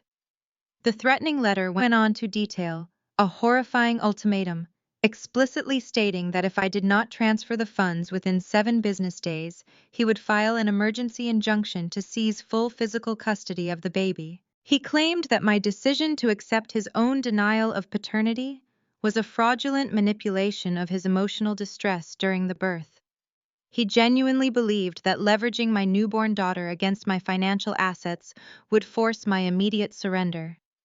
I did not panic, nor did I shed a single tear of frustration. I picked up my phone and forwarded a scanned copy of his ridiculous extortion attempt directly to my attorney. Richard responded within 3 minutes, his message brief and sharply confident. He told me to dress exceptionally well and prepare for absolute victory. We scheduled an emergency mediation session for the following morning, completely bypassing the standard 30-day waiting period. Marcus wanted to play high-stakes legal games, and I was fully prepared to permanently end his participation in the match today. The mediation room at Richard Vance's downtown law firm was a study in intimidating corporate power. Floor-to-ceiling windows offered a commanding view of the city skyline, while the massive mahogany table dominated the center of the space. I sat perfectly composed in a tailored charcoal suit, my hands resting lightly on the polished wood surface. The heavy glass doors swung open, and Marcus strolled into the room with an arrogant swagger that defied his current homeless reality. I was flanked by his sleazy lawyer, a short, balding man clutching a cheap briefcase. Marcus wore a slightly wrinkled suit, likely the only decent outfit he had managed to salvage before his eviction, but his face was arranged in a mask of absolute unearned triumph. He actually smirked at me as he pulled out a leather chair and sat down directly across the table. He truly thought he had cornered me. "Elara, darling," Marcus began, his voice dripping with that familiar, patronizing condescension. "I honestly did not want it to come to this ugly situation. You forced my hand by locking me out and stealing my rightful money. But I am a reasonable man. Write the check for $500,000 today, and I will happily walk away. If you refuse my generous offer, my legal counsel is prepared to rip that baby from your arms before the end of the week. You cannot possibly win a custody battle against a devoted father." I did not stand up, and I did not raise my voice in anger. I simply turned my head and offered a cool, calculating nod to Richard. It was time to spring the trap. Richard reached into his premium leather portfolio with slow, deliberate precision. He did not extract a massive stack of complex legal precedents, nor did he offer a lengthy defense of my character. He simply withdrew a single crisp piece of standard white printer paper and slid it smoothly across the mahogany table toward Marcus and his aggressively confident attorney. The short lawyer snatched the document, his eyes scanning the bold text at the top of the page. Within exactly 3 seconds, the smug satisfaction completely drained from his sweaty face. "What is this?" Marcus demanded, his arrogant facade slipping as he watched his legal counsel turn the color of chalk. "That gentleman is the original sperm donor contract," Richard stated, his voice echoing with absolute authority in the quiet room.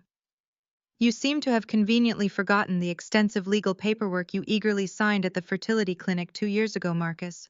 My former husband stared blankly at the paper, his mouth opening and closing in stunned silence. "Because you are medically sterile," I explained calmly, maintaining unbroken eye contact. "We utilized an anonymous donor. Before the procedure was ever performed, you signed a comprehensive, irrevocable waiver. That document explicitly acknowledges that you are completely biologically unrelated to the child. Furthermore, Section 4 legally disconnects you from all financial and custodial rights, in the event of a marital separation or divorce. You surrendered every conceivable claim to my daughter long before she was ever conceived. You cannot sue for custody of a child you legally and biologically have absolutely no relation to. The sleazy lawyer hastily shoved the document back across the table, whispering frantically into Marcus's ear. Marcus slumped back in his chair, his entire extortion strategy completely decimated by his own signature. He looked utterly destroyed, but I was not quite finished with his execution. I reached into my own designer handbag and pulled out a thick-bound financial ledger. While you were busy sleeping in cheap motels and planning to steal my daughter, I conducted a forensic audit of your corporate expense accounts. I announced, dropping the heavy ledger onto the table with a loud, resounding thud. I found exactly $50,000 of embezzled company funds that you secretly funneled into offshore accounts to purchase Victoria's expensive diamond jewelry over the last 8 months. Marcus froze entirely, his dark eyes widening in pure, unadulterated terror as the reality of his situation dawned. You are going to drop this pathetic lawsuit and sign the final divorce decrees today, I promised, leaning forward with a deadly smile. If you refuse, I am personally handing this complete financial ledger directly to the district attorney. Marcus collapsed back into his leather chair, the fight completely draining from his pale face as his sleazy attorney hastily packed his briefcase. They knew I held the ultimate winning hand, and the pathetic extortion attempt was officially dead in the water. I did not wait for a formal apology or a desperate plea for mercy. I simply stood up, smoothed the invisible wrinkles from my tailored charcoal suit, and walked out of the glass mediation room without looking back once. My private wealth attorney handled the remaining signatures, meticulously finalizing the absolute dissolution of my disastrous marriage officially today. The crisp autumn air felt incredibly refreshing as I stepped out of the downtown high-rise office building, my mind immediately shifting back to the beautiful baby girl waiting for me safely at home today. I had successfully protected our future, completely severing the toxic dead weight that had anchored me down for several agonizing years. Life moved forward with surprising speed and absolute clarity over the next 3 consecutive weeks.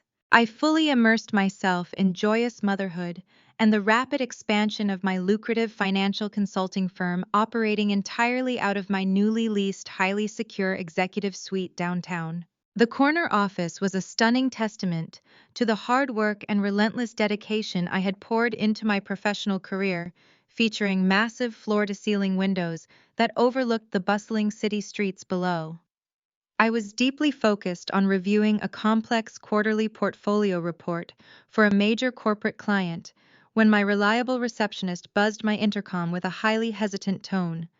She quickly informed me that a frantic, unhinged woman claiming to be my former mother-in-law was aggressively demanding to see me immediately today. Before I could even instruct the building security to escort her right out, the massive, heavy mahogany door to my private office was violently pushed open.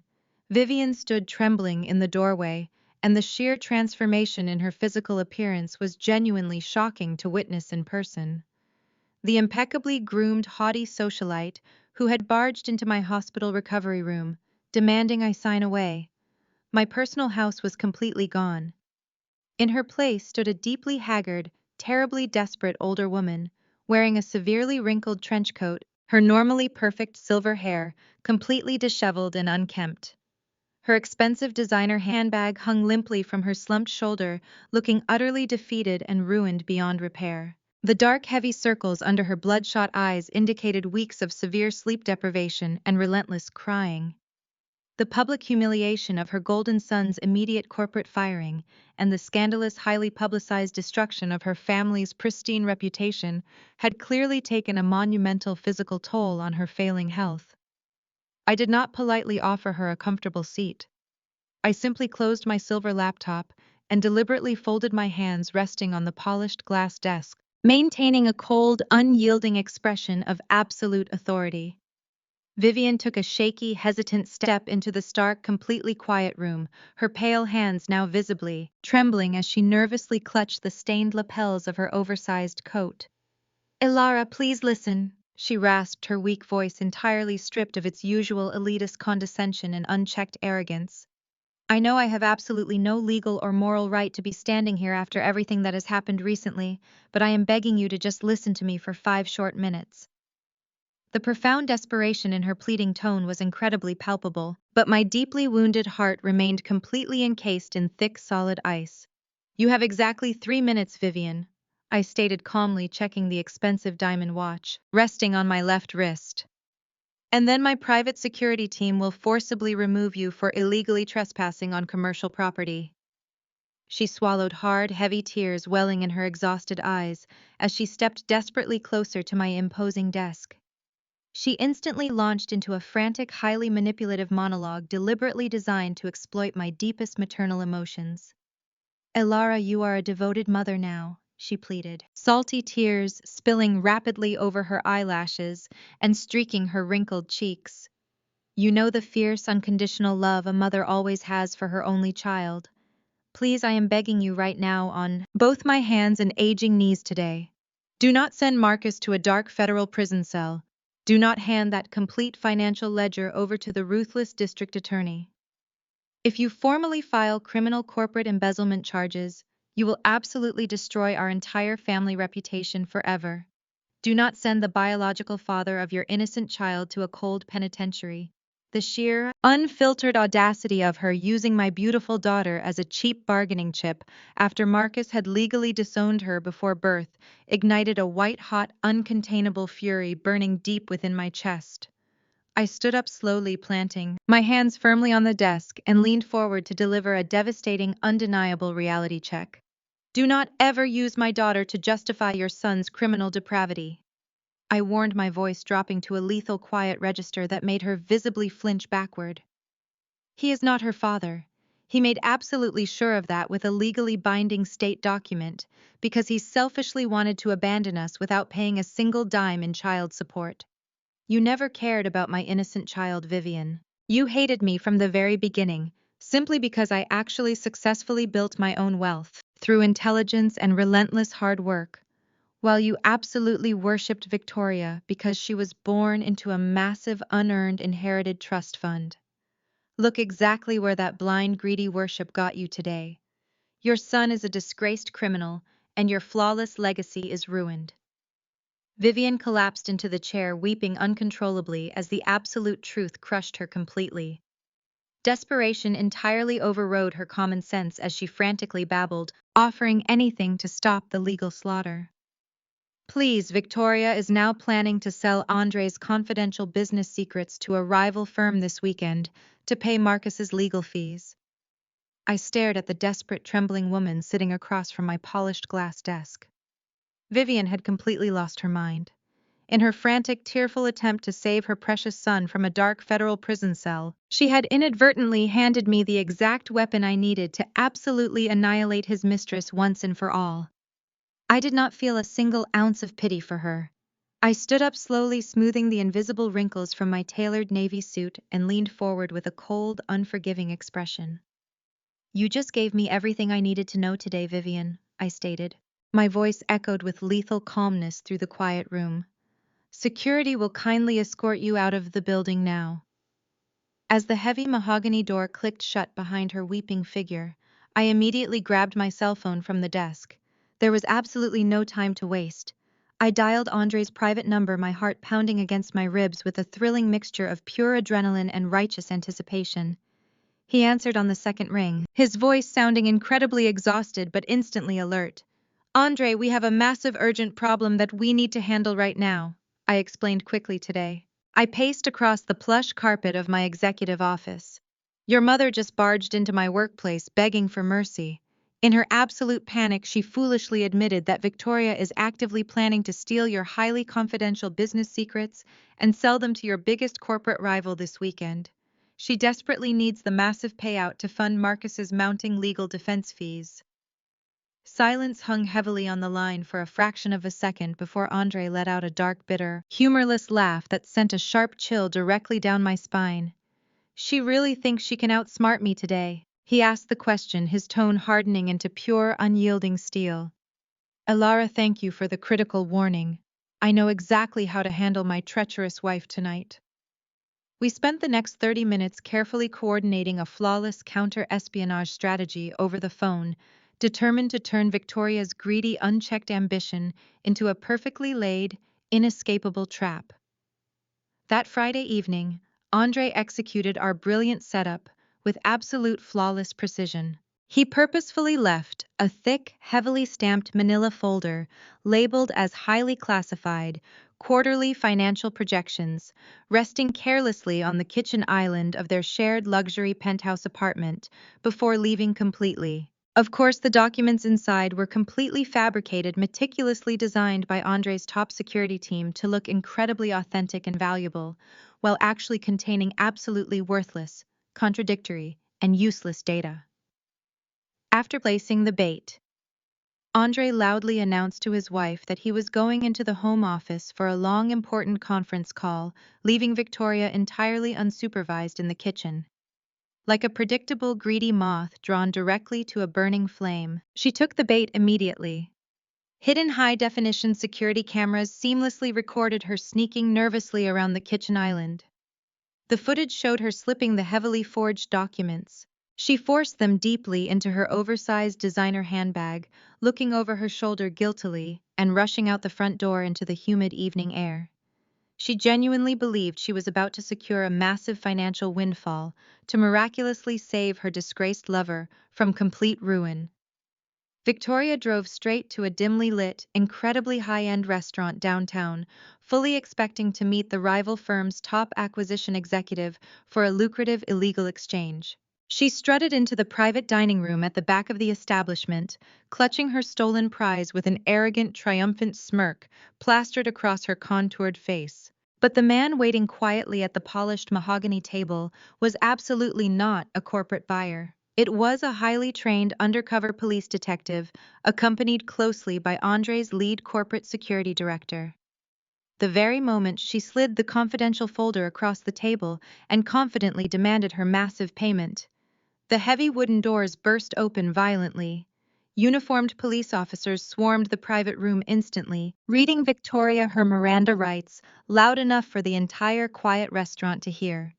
She shrieked hysterically, kicking and fighting wildly in her expensive designer heels as the strong officers forced heavy steel handcuffs onto her. Slender wrists were bruised instantly. The spectacular dramatic public arrest for corporate espionage made immediate front-page headlines across the entire city within hours. Terrified of a massive career-ending election season scandal, her wealthy political father issued a brutal, uncompromising press release the very next morning.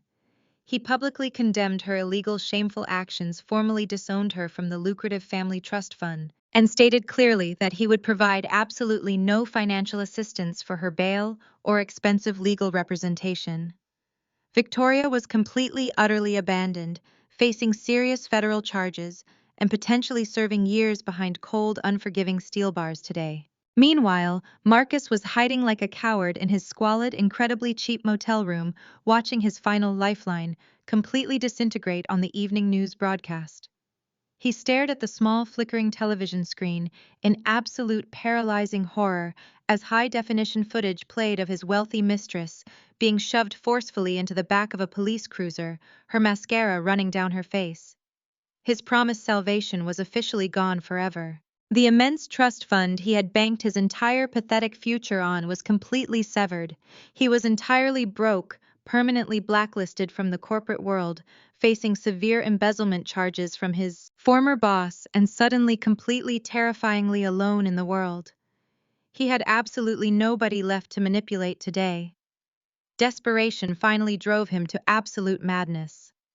Later that night, as a torrential, violent thunderstorm pounded heavily against the roof of my secure, peaceful house, the exterior security cameras triggered a silent alarm on my personal cell phone. I sat up securely in bed and quickly checked the live high-definition video feed. Marcus was standing right there in the pouring rain, totally drenched, visibly shivering and staring directly up at my thick front door. He had absolutely nowhere else to go. The heavy sheets of rain battered against the high-definition security camera lens, distorting the pathetic image of the man standing beyond the heavy iron gates of my private estate. Marcus was completely drenched, his once immaculate designer suit clinging to his shivering frame like wet tissue paper. He had absolutely nowhere else to go. His corporate kingdom had crumbled. His wealthy mistress was currently sitting in a cold holding cell, facing severe felony espionage charges, and his carefully constructed double life was completely destroyed. I sat comfortably in the warmth of my secure living room, a soft cashmere throw draped elegantly over my legs, watching his spectacular downfall broadcast live on my security tablet.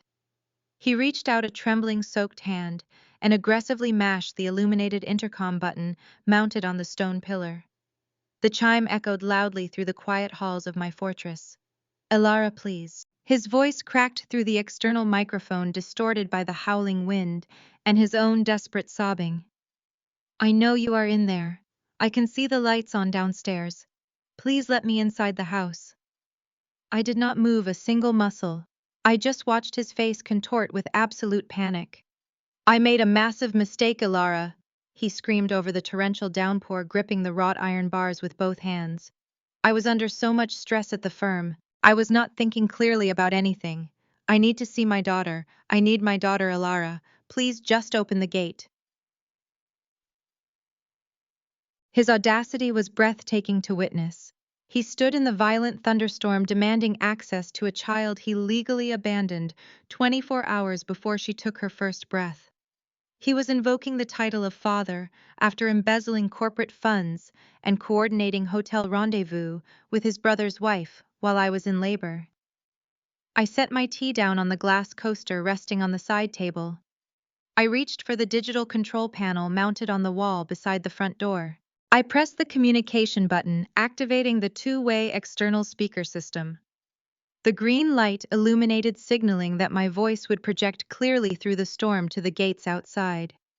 "You needed your sleep, Marcus," I stated, my tone radiating absolute sub-zero, completely unwavering coldness. "Remember, you had a critical board meeting for your important promotion. You explicitly told me to call an Uber while I was experiencing agonizing contractions." Marcus froze, his eyes darting wildly toward the small speaker box mounted on the stone column. "Elara, please, I am begging you to show some mercy," he pleaded, his voice breaking pathetically. "You made your definitive choice at exactly 2:15 in the morning." I continued, slicing through his pathetic excuses with precision. "You chose your promotion, your uninterrupted sleep, and your mistress. You legally severed all ties to the child you are now claiming to need. You do not have a daughter, Marcus. You have absolutely nothing." I did not give him the opportunity to argue. I did not engage in a screaming match, nor did I lower myself to matching his hysterical, frantic energy. I simply lifted my index finger from the microphone button and pressed the red security alert icon located directly beneath it. The silent alarm immediately notified the local police precinct of an active trespasser violating the strict parameters of my secure property line. I walked calmly back to the plush sofa and picked up my tea, watching the monitor as Marcus continued to scream and rattle the heavy iron gates in a futile display of lingering entitlement. Less than 4 minutes later, the flashing red and blue lights of 2 patrol cruisers cut through the dark, rain-swept street. The police vehicles pulled up swiftly, blocking Marcus's path of retreat. 4 uniformed officers stepped out into the pouring rain, shining flashlights directly into his pale, terrified face. They did not ask him politely to step away from the perimeter. They physically pulled his hands off my gates, turning him around roughly to face the cruisers. One officer handed him a thick, sealed legal envelope wrapped tightly in protective plastic. It was a permanent, legally binding restraining order expedited by my attorney, officially barring him from coming within 500 feet of my person, my daughter, or my property. The officers informed him clearly that if he took one single step closer to my estate, he would be instantly arrested and jailed for criminal trespassing. Marcus stumbled backward, clutching the plastic-wrapped restraining order to his wet chest like a worthless shield. The police officers ordered him to leave the residential neighborhood, immediately pointing him toward the long, dark walk back to the main highway. Shivering violently and completely broken, Marcus retreated into the shadows of the storm. Desperation consumed his every thought as he sought shelter under a damp bus stop awning several miles away from my neighborhood. Operating on pure panic, he pulled out his prepaid cellular phone to dial the only person he believed could still help him navigate this absolute nightmare. He called his sleazy, aggressive attorney, fully intending to demand an emergency injunction or some miraculous legal loophole to save him from total destitution. The call connected after 3 long rings. "We need to file an appeal right now," Marcus demanded, his teeth chattering loudly into the receiver. "She just hit me with a permanent restraining order and the police chased me away." The sleazy lawyer let out a long, heavy sigh that echoed clearly over the static-filled line. "I am officially dropping you as a client, Marcus," the attorney stated bluntly, completely devoid of any professional sympathy. "Your credit cards are all declining. Every transaction you attempted to process for my retainer fee bounced completely due to insufficient funds. You are broke, you are blacklisted, and you are currently a massive legal liability. Do not ever contact this firm again." The line went completely dead, leaving Marcus standing entirely alone in the freezing rain. The cold, biting rain of that miserable night eventually gave way to the sterile, unforgiving fluorescent lights of the family court months later. I sat beside Richard Vance, my posture perfectly straight, dressed in the same tailored navy suit I had worn on the day I fired Marcus from my life. Across the heavy oak table sat my former husband, a hollow shell of the arrogant corporate executive he used to be. His cheap suit hung loosely on his shrinking frame, and his eyes darted nervously around the imposing courtroom. The divorce proceedings had been a swift, brutal execution of his remaining dignity. Because of the ironclad prenuptial agreement he had so eagerly signed, believing his financial trajectory would vastly outshine mine, his demands for spousal support were immediately thrown out. Richard had meticulously presented the mountains of undeniable digital evidence documenting Marcus's 8-month affair with Victoria, legally cementing his adultery on the public record. The consequences were absolute and devastating for him today. He was entitled to exactly 0 alimony, 0 claim to my consulting business, and 0 equity in my private property. The financial empire he had desperately tried to steal from me remained entirely untouched, securely locked away behind the impenetrable legal fortress I had built. He sat there silently, his shoulders slumped in total defeat, realizing that his grand scheme to leave me destitute had completely backfired. The man who had once prioritized a corporate promotion over the birth of his daughter was now begging for scraps he would never receive. The Honorable Judge, Eleanor Davis, a formidable woman with sharp eyes and an incredibly low tolerance for nonsense, presided over the final custody determination. She adjusted her reading glasses, staring down at the massive stack of documents Richard had submitted, including the official voluntary denial of paternity form Marcus had signed and filed before my delivery. Judge Davis slowly lowered the papers and fixed her gaze directly on Marcus. Her expression was one of pure, unadulterated disgust. The silence in the courtroom was suffocating as she leaned forward, her voice echoing with judicial authority. "Mr. Jenkins," she began, the contempt practically dripping from every syllable. "In my 20 years on the bench, I have encountered many individuals who attempt to manipulate the legal system for their own selfish gain. However, your actions represent a level of calculated depravity that is truly staggering to behold." Marcus visibly flinched, shrinking back into his chair under her intense scrutiny. "You deliberately filed a legally binding document to disown an unborn child, utilizing an anonymous donor agreement to sever all financial responsibilities so you could freely pursue an illicit affair with your sister-in-law. You attempted to legally erase your daughter to protect your assets. And yet when your mistress was arrested and your career imploded, you suddenly decided you wanted to play the role of a devoted father, weaponizing a frivolous custody lawsuit to extort $500,000 from the very woman you abandoned in a hospital delivery room." The judge shook her head slowly, her eyes narrowing into cold slits. "You do not view this child as a human being. You view her as a pawn, a bargaining chip in your pathetic attempt to salvage your ruined finances. I am formally granting Elara sole legal and physical custody of the child. You are stripped of all parental rights permanently. You will have absolutely no visitation, no custody, and no legal relation to this child ever again. You made your deliberate choice to abandon her at 2:15 in the morning. This court is simply holding you permanently accountable to that choice. Marcus opened his mouth to argue, a desperate plea forming on his lips, but Judge Davis immediately raised her hand to silence him. She was far from finished delivering her absolute judgment. Furthermore, she continued, her voice slicing through his remaining hope like a finely sharpened blade. Given the overwhelmingly malicious and completely frivolous nature of your custody lawsuit, I am ordering you to pay the entirety of the plaintiff's attorney fees. Marcus let out a strangled, pathetic gasp, his hands gripping the edge of the defendant's table so tightly his knuckles turned stark white. He had no money left. His secret offshore accounts were empty. His credit cards were entirely maxed out, and his sleazy lawyer had already dropped him for bouncing retainer checks. The realization of his absolute financial ruin crashed down upon him heavily. He was now legally obligated to pay Richard Vance's exorbitant premium hourly rates, plunging him into a bottomless pit of inescapable debt he would never recover from. The sharp, decisive crack of the wooden gavel echoed loudly through the silent courtroom, finalizing the divorce decree and officially severing the last remaining chain, tying me to this deceitful man. I stood up slowly, picking up my designer handbag with a calm, practiced grace. I did not offer him a final glance of pity, nor a triumphant goodbye.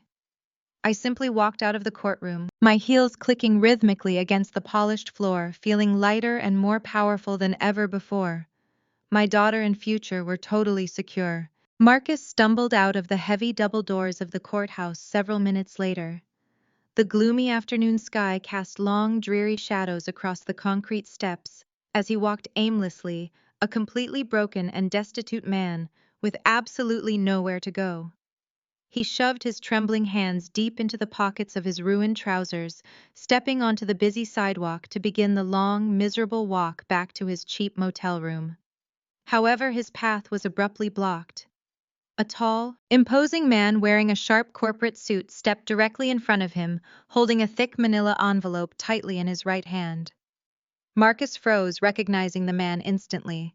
It was the lead corporate litigation attorney for his former employer. Marcus leaves the courthouse only to be served with a lawsuit by Mr. Sterling for the embezzled company funds. The fallout from that stormy night at the gates of my estate was absolute and unforgiving. By Monday morning, the spectacular implosion of the Jenkins family was the only topic of conversation circulating through the elite social circles of Atlanta. The public arrest of Victoria followed swiftly by Marcus, and his unceremonious termination and subsequent criminal investigation for corporate embezzlement provided endless fuel for the rumor mill. The very society Vivian had spent decades carefully cultivating turned on her with brutal efficiency. The prestigious country club, where she had proudly held court quietly but firmly, revoked her exclusive membership, citing a violation of their strict moral conduct clauses. Her weekly church group, a collection of wealthy women she considered her closest allies, suddenly stopped returning her phone calls entirely. When she attempted to attend a charity luncheon just 2 weeks after the scandal broke, the hostess politely but firmly asked her to leave the premises.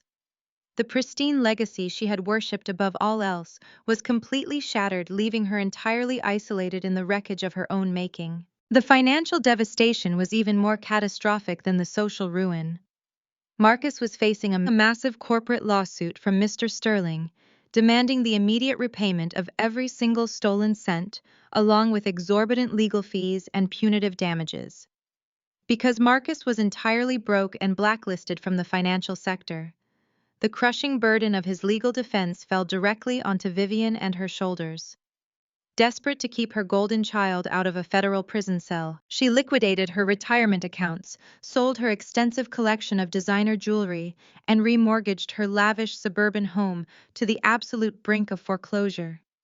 When the legal bills continued to mount relentlessly, Vivian was forced into a reality she had previously considered a fate worse than death.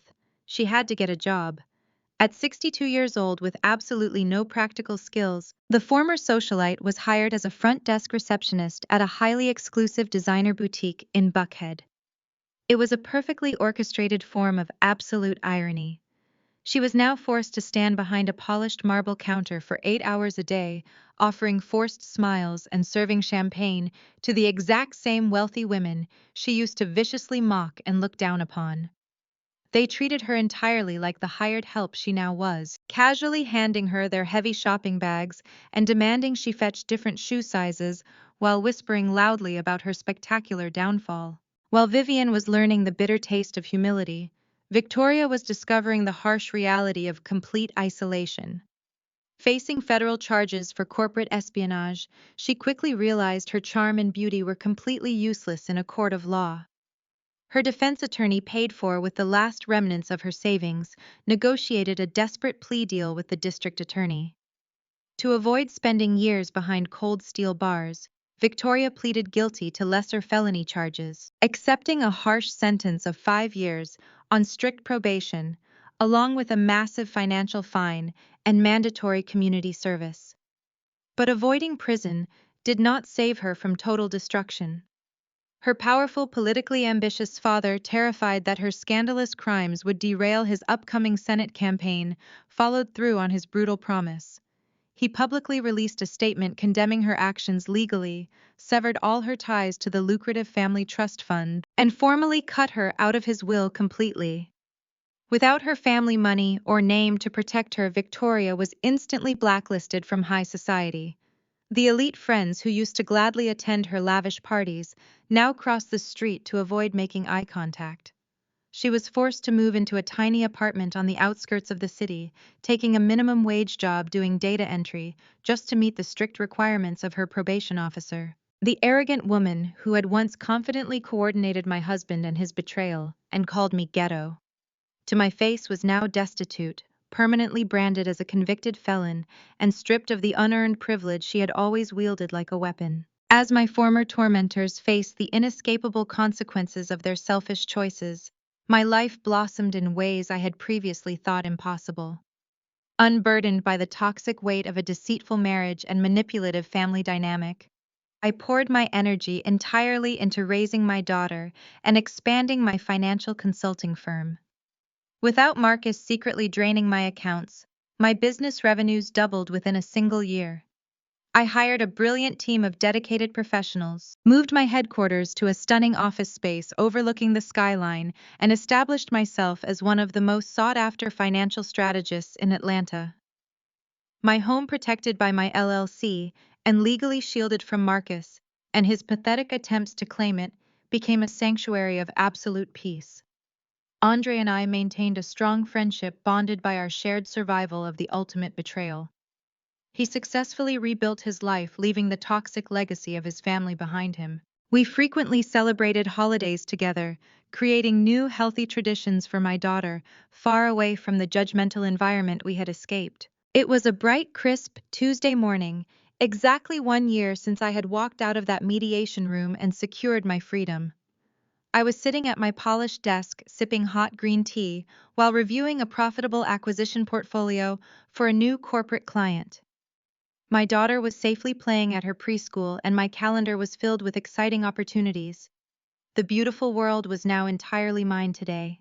I clicked open my email inbox to check for a message from my attorney regarding a routine tax filing. Amidst the standard promotional emails and calendar reminders, a single unread message sat at the very top of the list. It was sent from a free anonymous server, but I instantly recognized the pathetic tone of the subject line. It simply read, "Elara, please, I am begging you to just read this." It was an unexpected email from my former husband, Marcus. The notification blinked on my computer screen, a small gray rectangle interrupting the sleek financial charts I was reviewing. I stared at the sender name, Marcus Jenkins. It had been exactly 1 year since I walked out of that mediation room, leaving him completely destitute and humiliated. My finger hovered over the sleek wireless mouse. I could have ignored it, but morbid curiosity won out. I clicked the subject line. The email opened, revealing a massive wall of text that stretched far beyond the bottom of my screen. It was not an apology. It was a truly pathetic, unhinged manifesto. Elara, I hope you are happy. The first line read, dripping with the exact same arrogant entitlement that had poisoned our marriage. You trapped me. You orchestrated my entire downfall because you were jealous of my promotion and my connection with Victoria. You manipulated the legal system to steal my house and my money.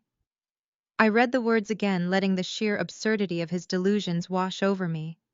He took absolutely zero responsibility for his affair, his corporate embezzlement, or his premeditated attempt to legally abandon our child.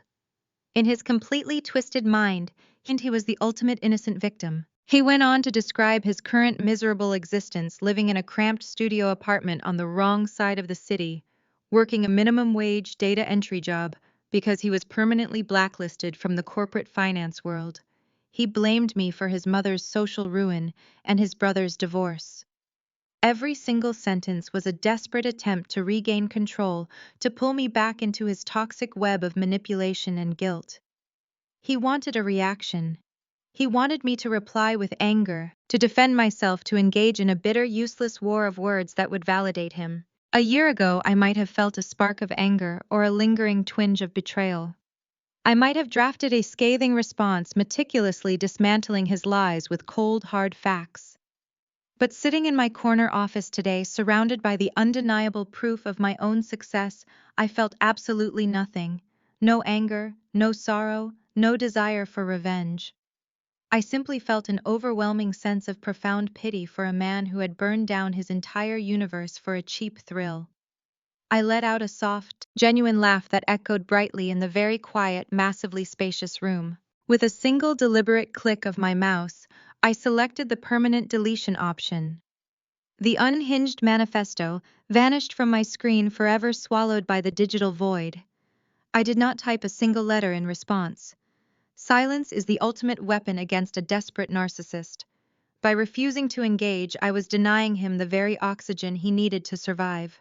He was officially erased from my reality, a meaningless ghost from a past life that no longer held any power over my future. I closed my email application and turned my attention back to the massive financial portfolio before me. My professional life had exploded into an unprecedented era of absolute prosperity. Shedding the heavy, toxic dead weight of my deceptive husband had been the greatest career move I ever made. Without Marcus secretly draining my accounts or emotionally exhausting me, my consulting firm had rapidly expanded beyond my wildest dreams. I had aggressively recruited a brilliant team of dedicated financial strategists, moving our headquarters to this stunning tall building overlooking the bustling Atlanta skyline. We were no longer just a small local boutique firm. We were a formidable corporate powerhouse actively competing with the largest investment institutions located statewide. Just this morning, I had successfully closed the most lucrative acquisition deal of my entire career. It was a massive multi-million-dollar merger between two international tech companies that required months of intense, grueling negotiations. My strategic foresight and ruthless execution had secured the contract, completely cementing my reputation as a top-tier financial architect. To celebrate the monumental victory, the board of directors had unanimously voted to officially promote me to the position of Chief Executive Officer.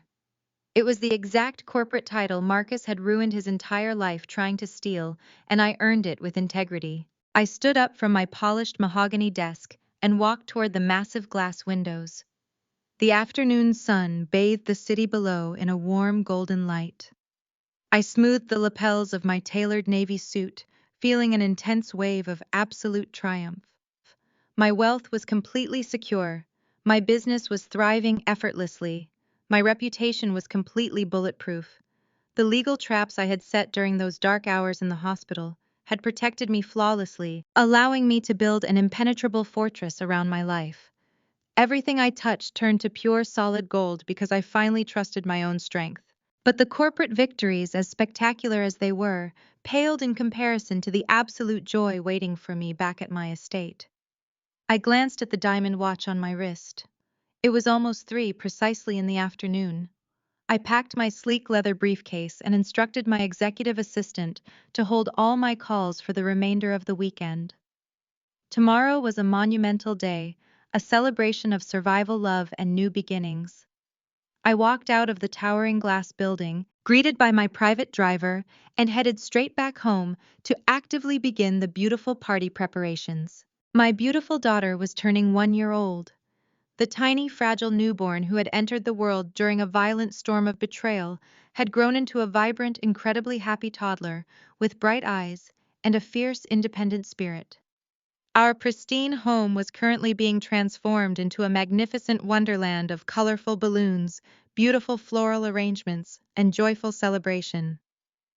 As I stepped through my front door carrying a beautifully wrapped present, I heard her sweet laughter echoing from the kitchen.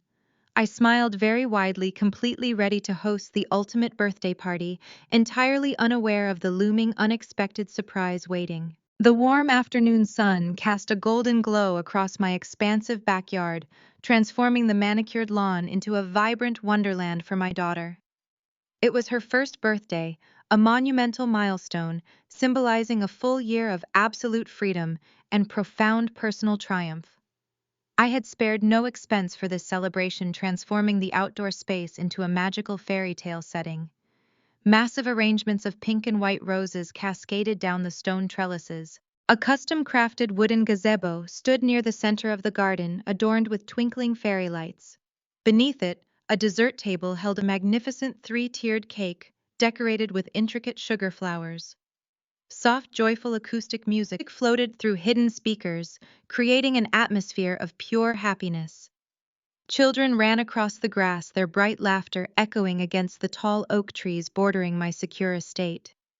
I stood on the edge of the stone patio, holding my beautiful baby girl in my arms.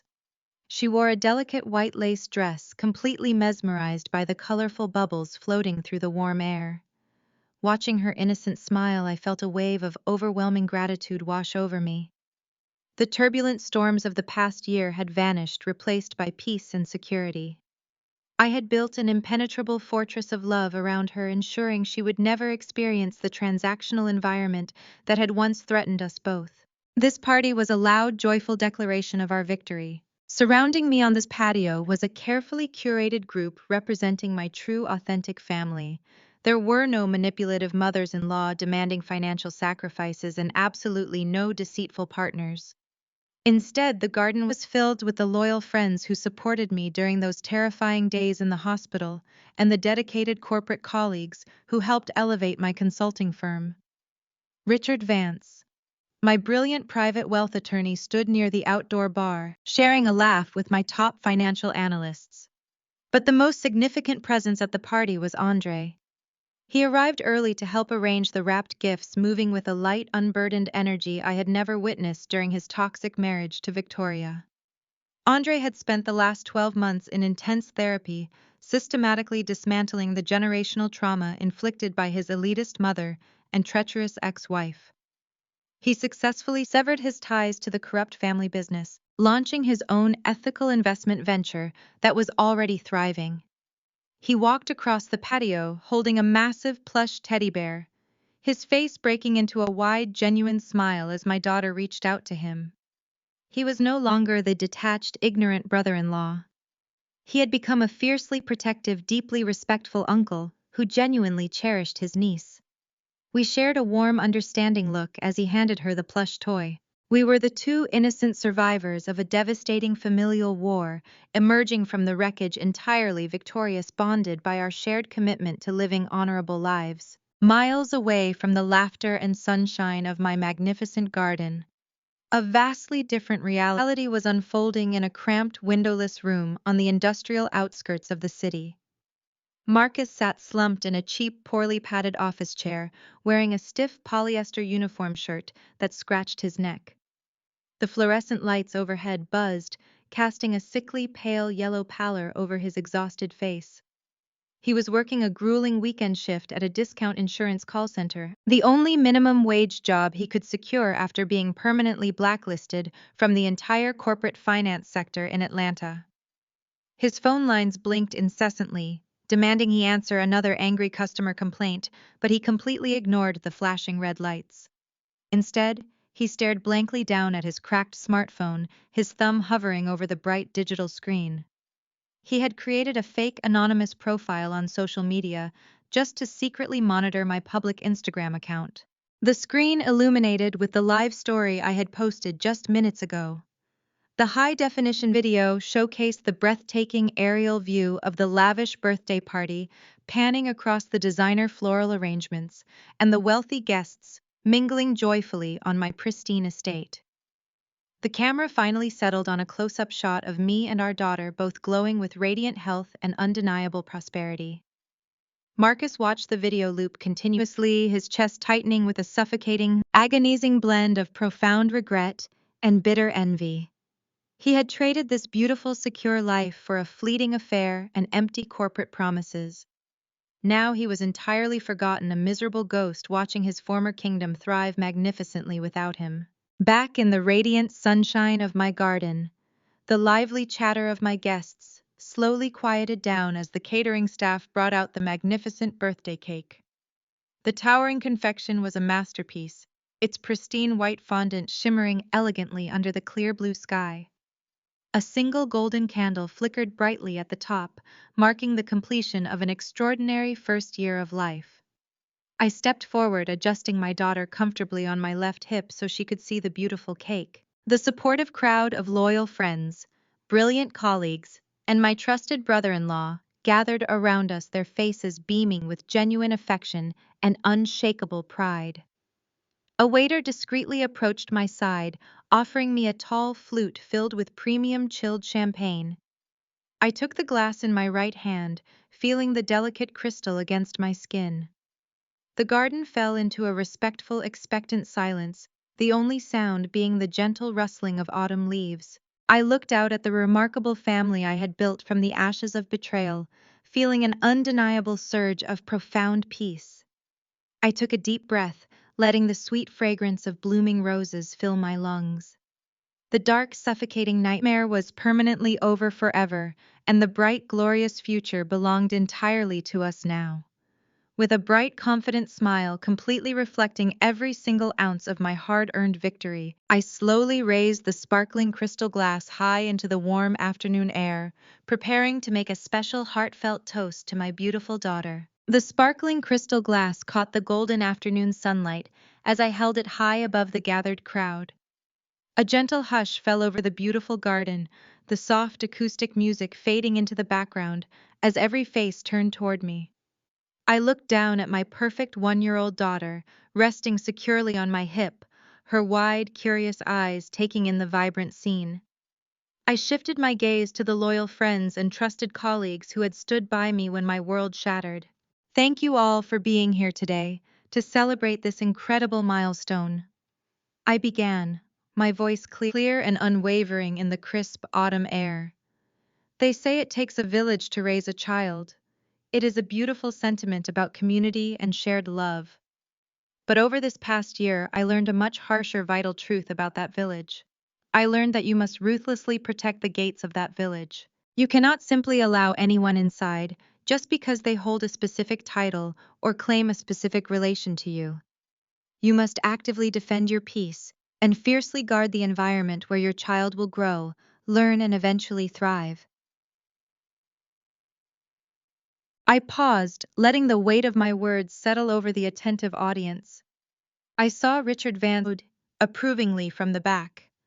I met Andre's eyes, seeing a profound shared understanding reflecting back at me. We are taught as women to be accommodating, to compromise our own boundaries for the sake of family harmony. I continued projecting my voice so every single person could hear my absolute conviction. We are expected to sacrifice our financial security, our emotional well-being, and our very sanity to support people who view us as nothing more than convenient stepping stones. But true strength is recognizing your own inherent worth.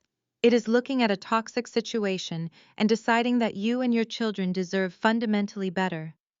The people standing in this garden today are here because they earned their place inside our village.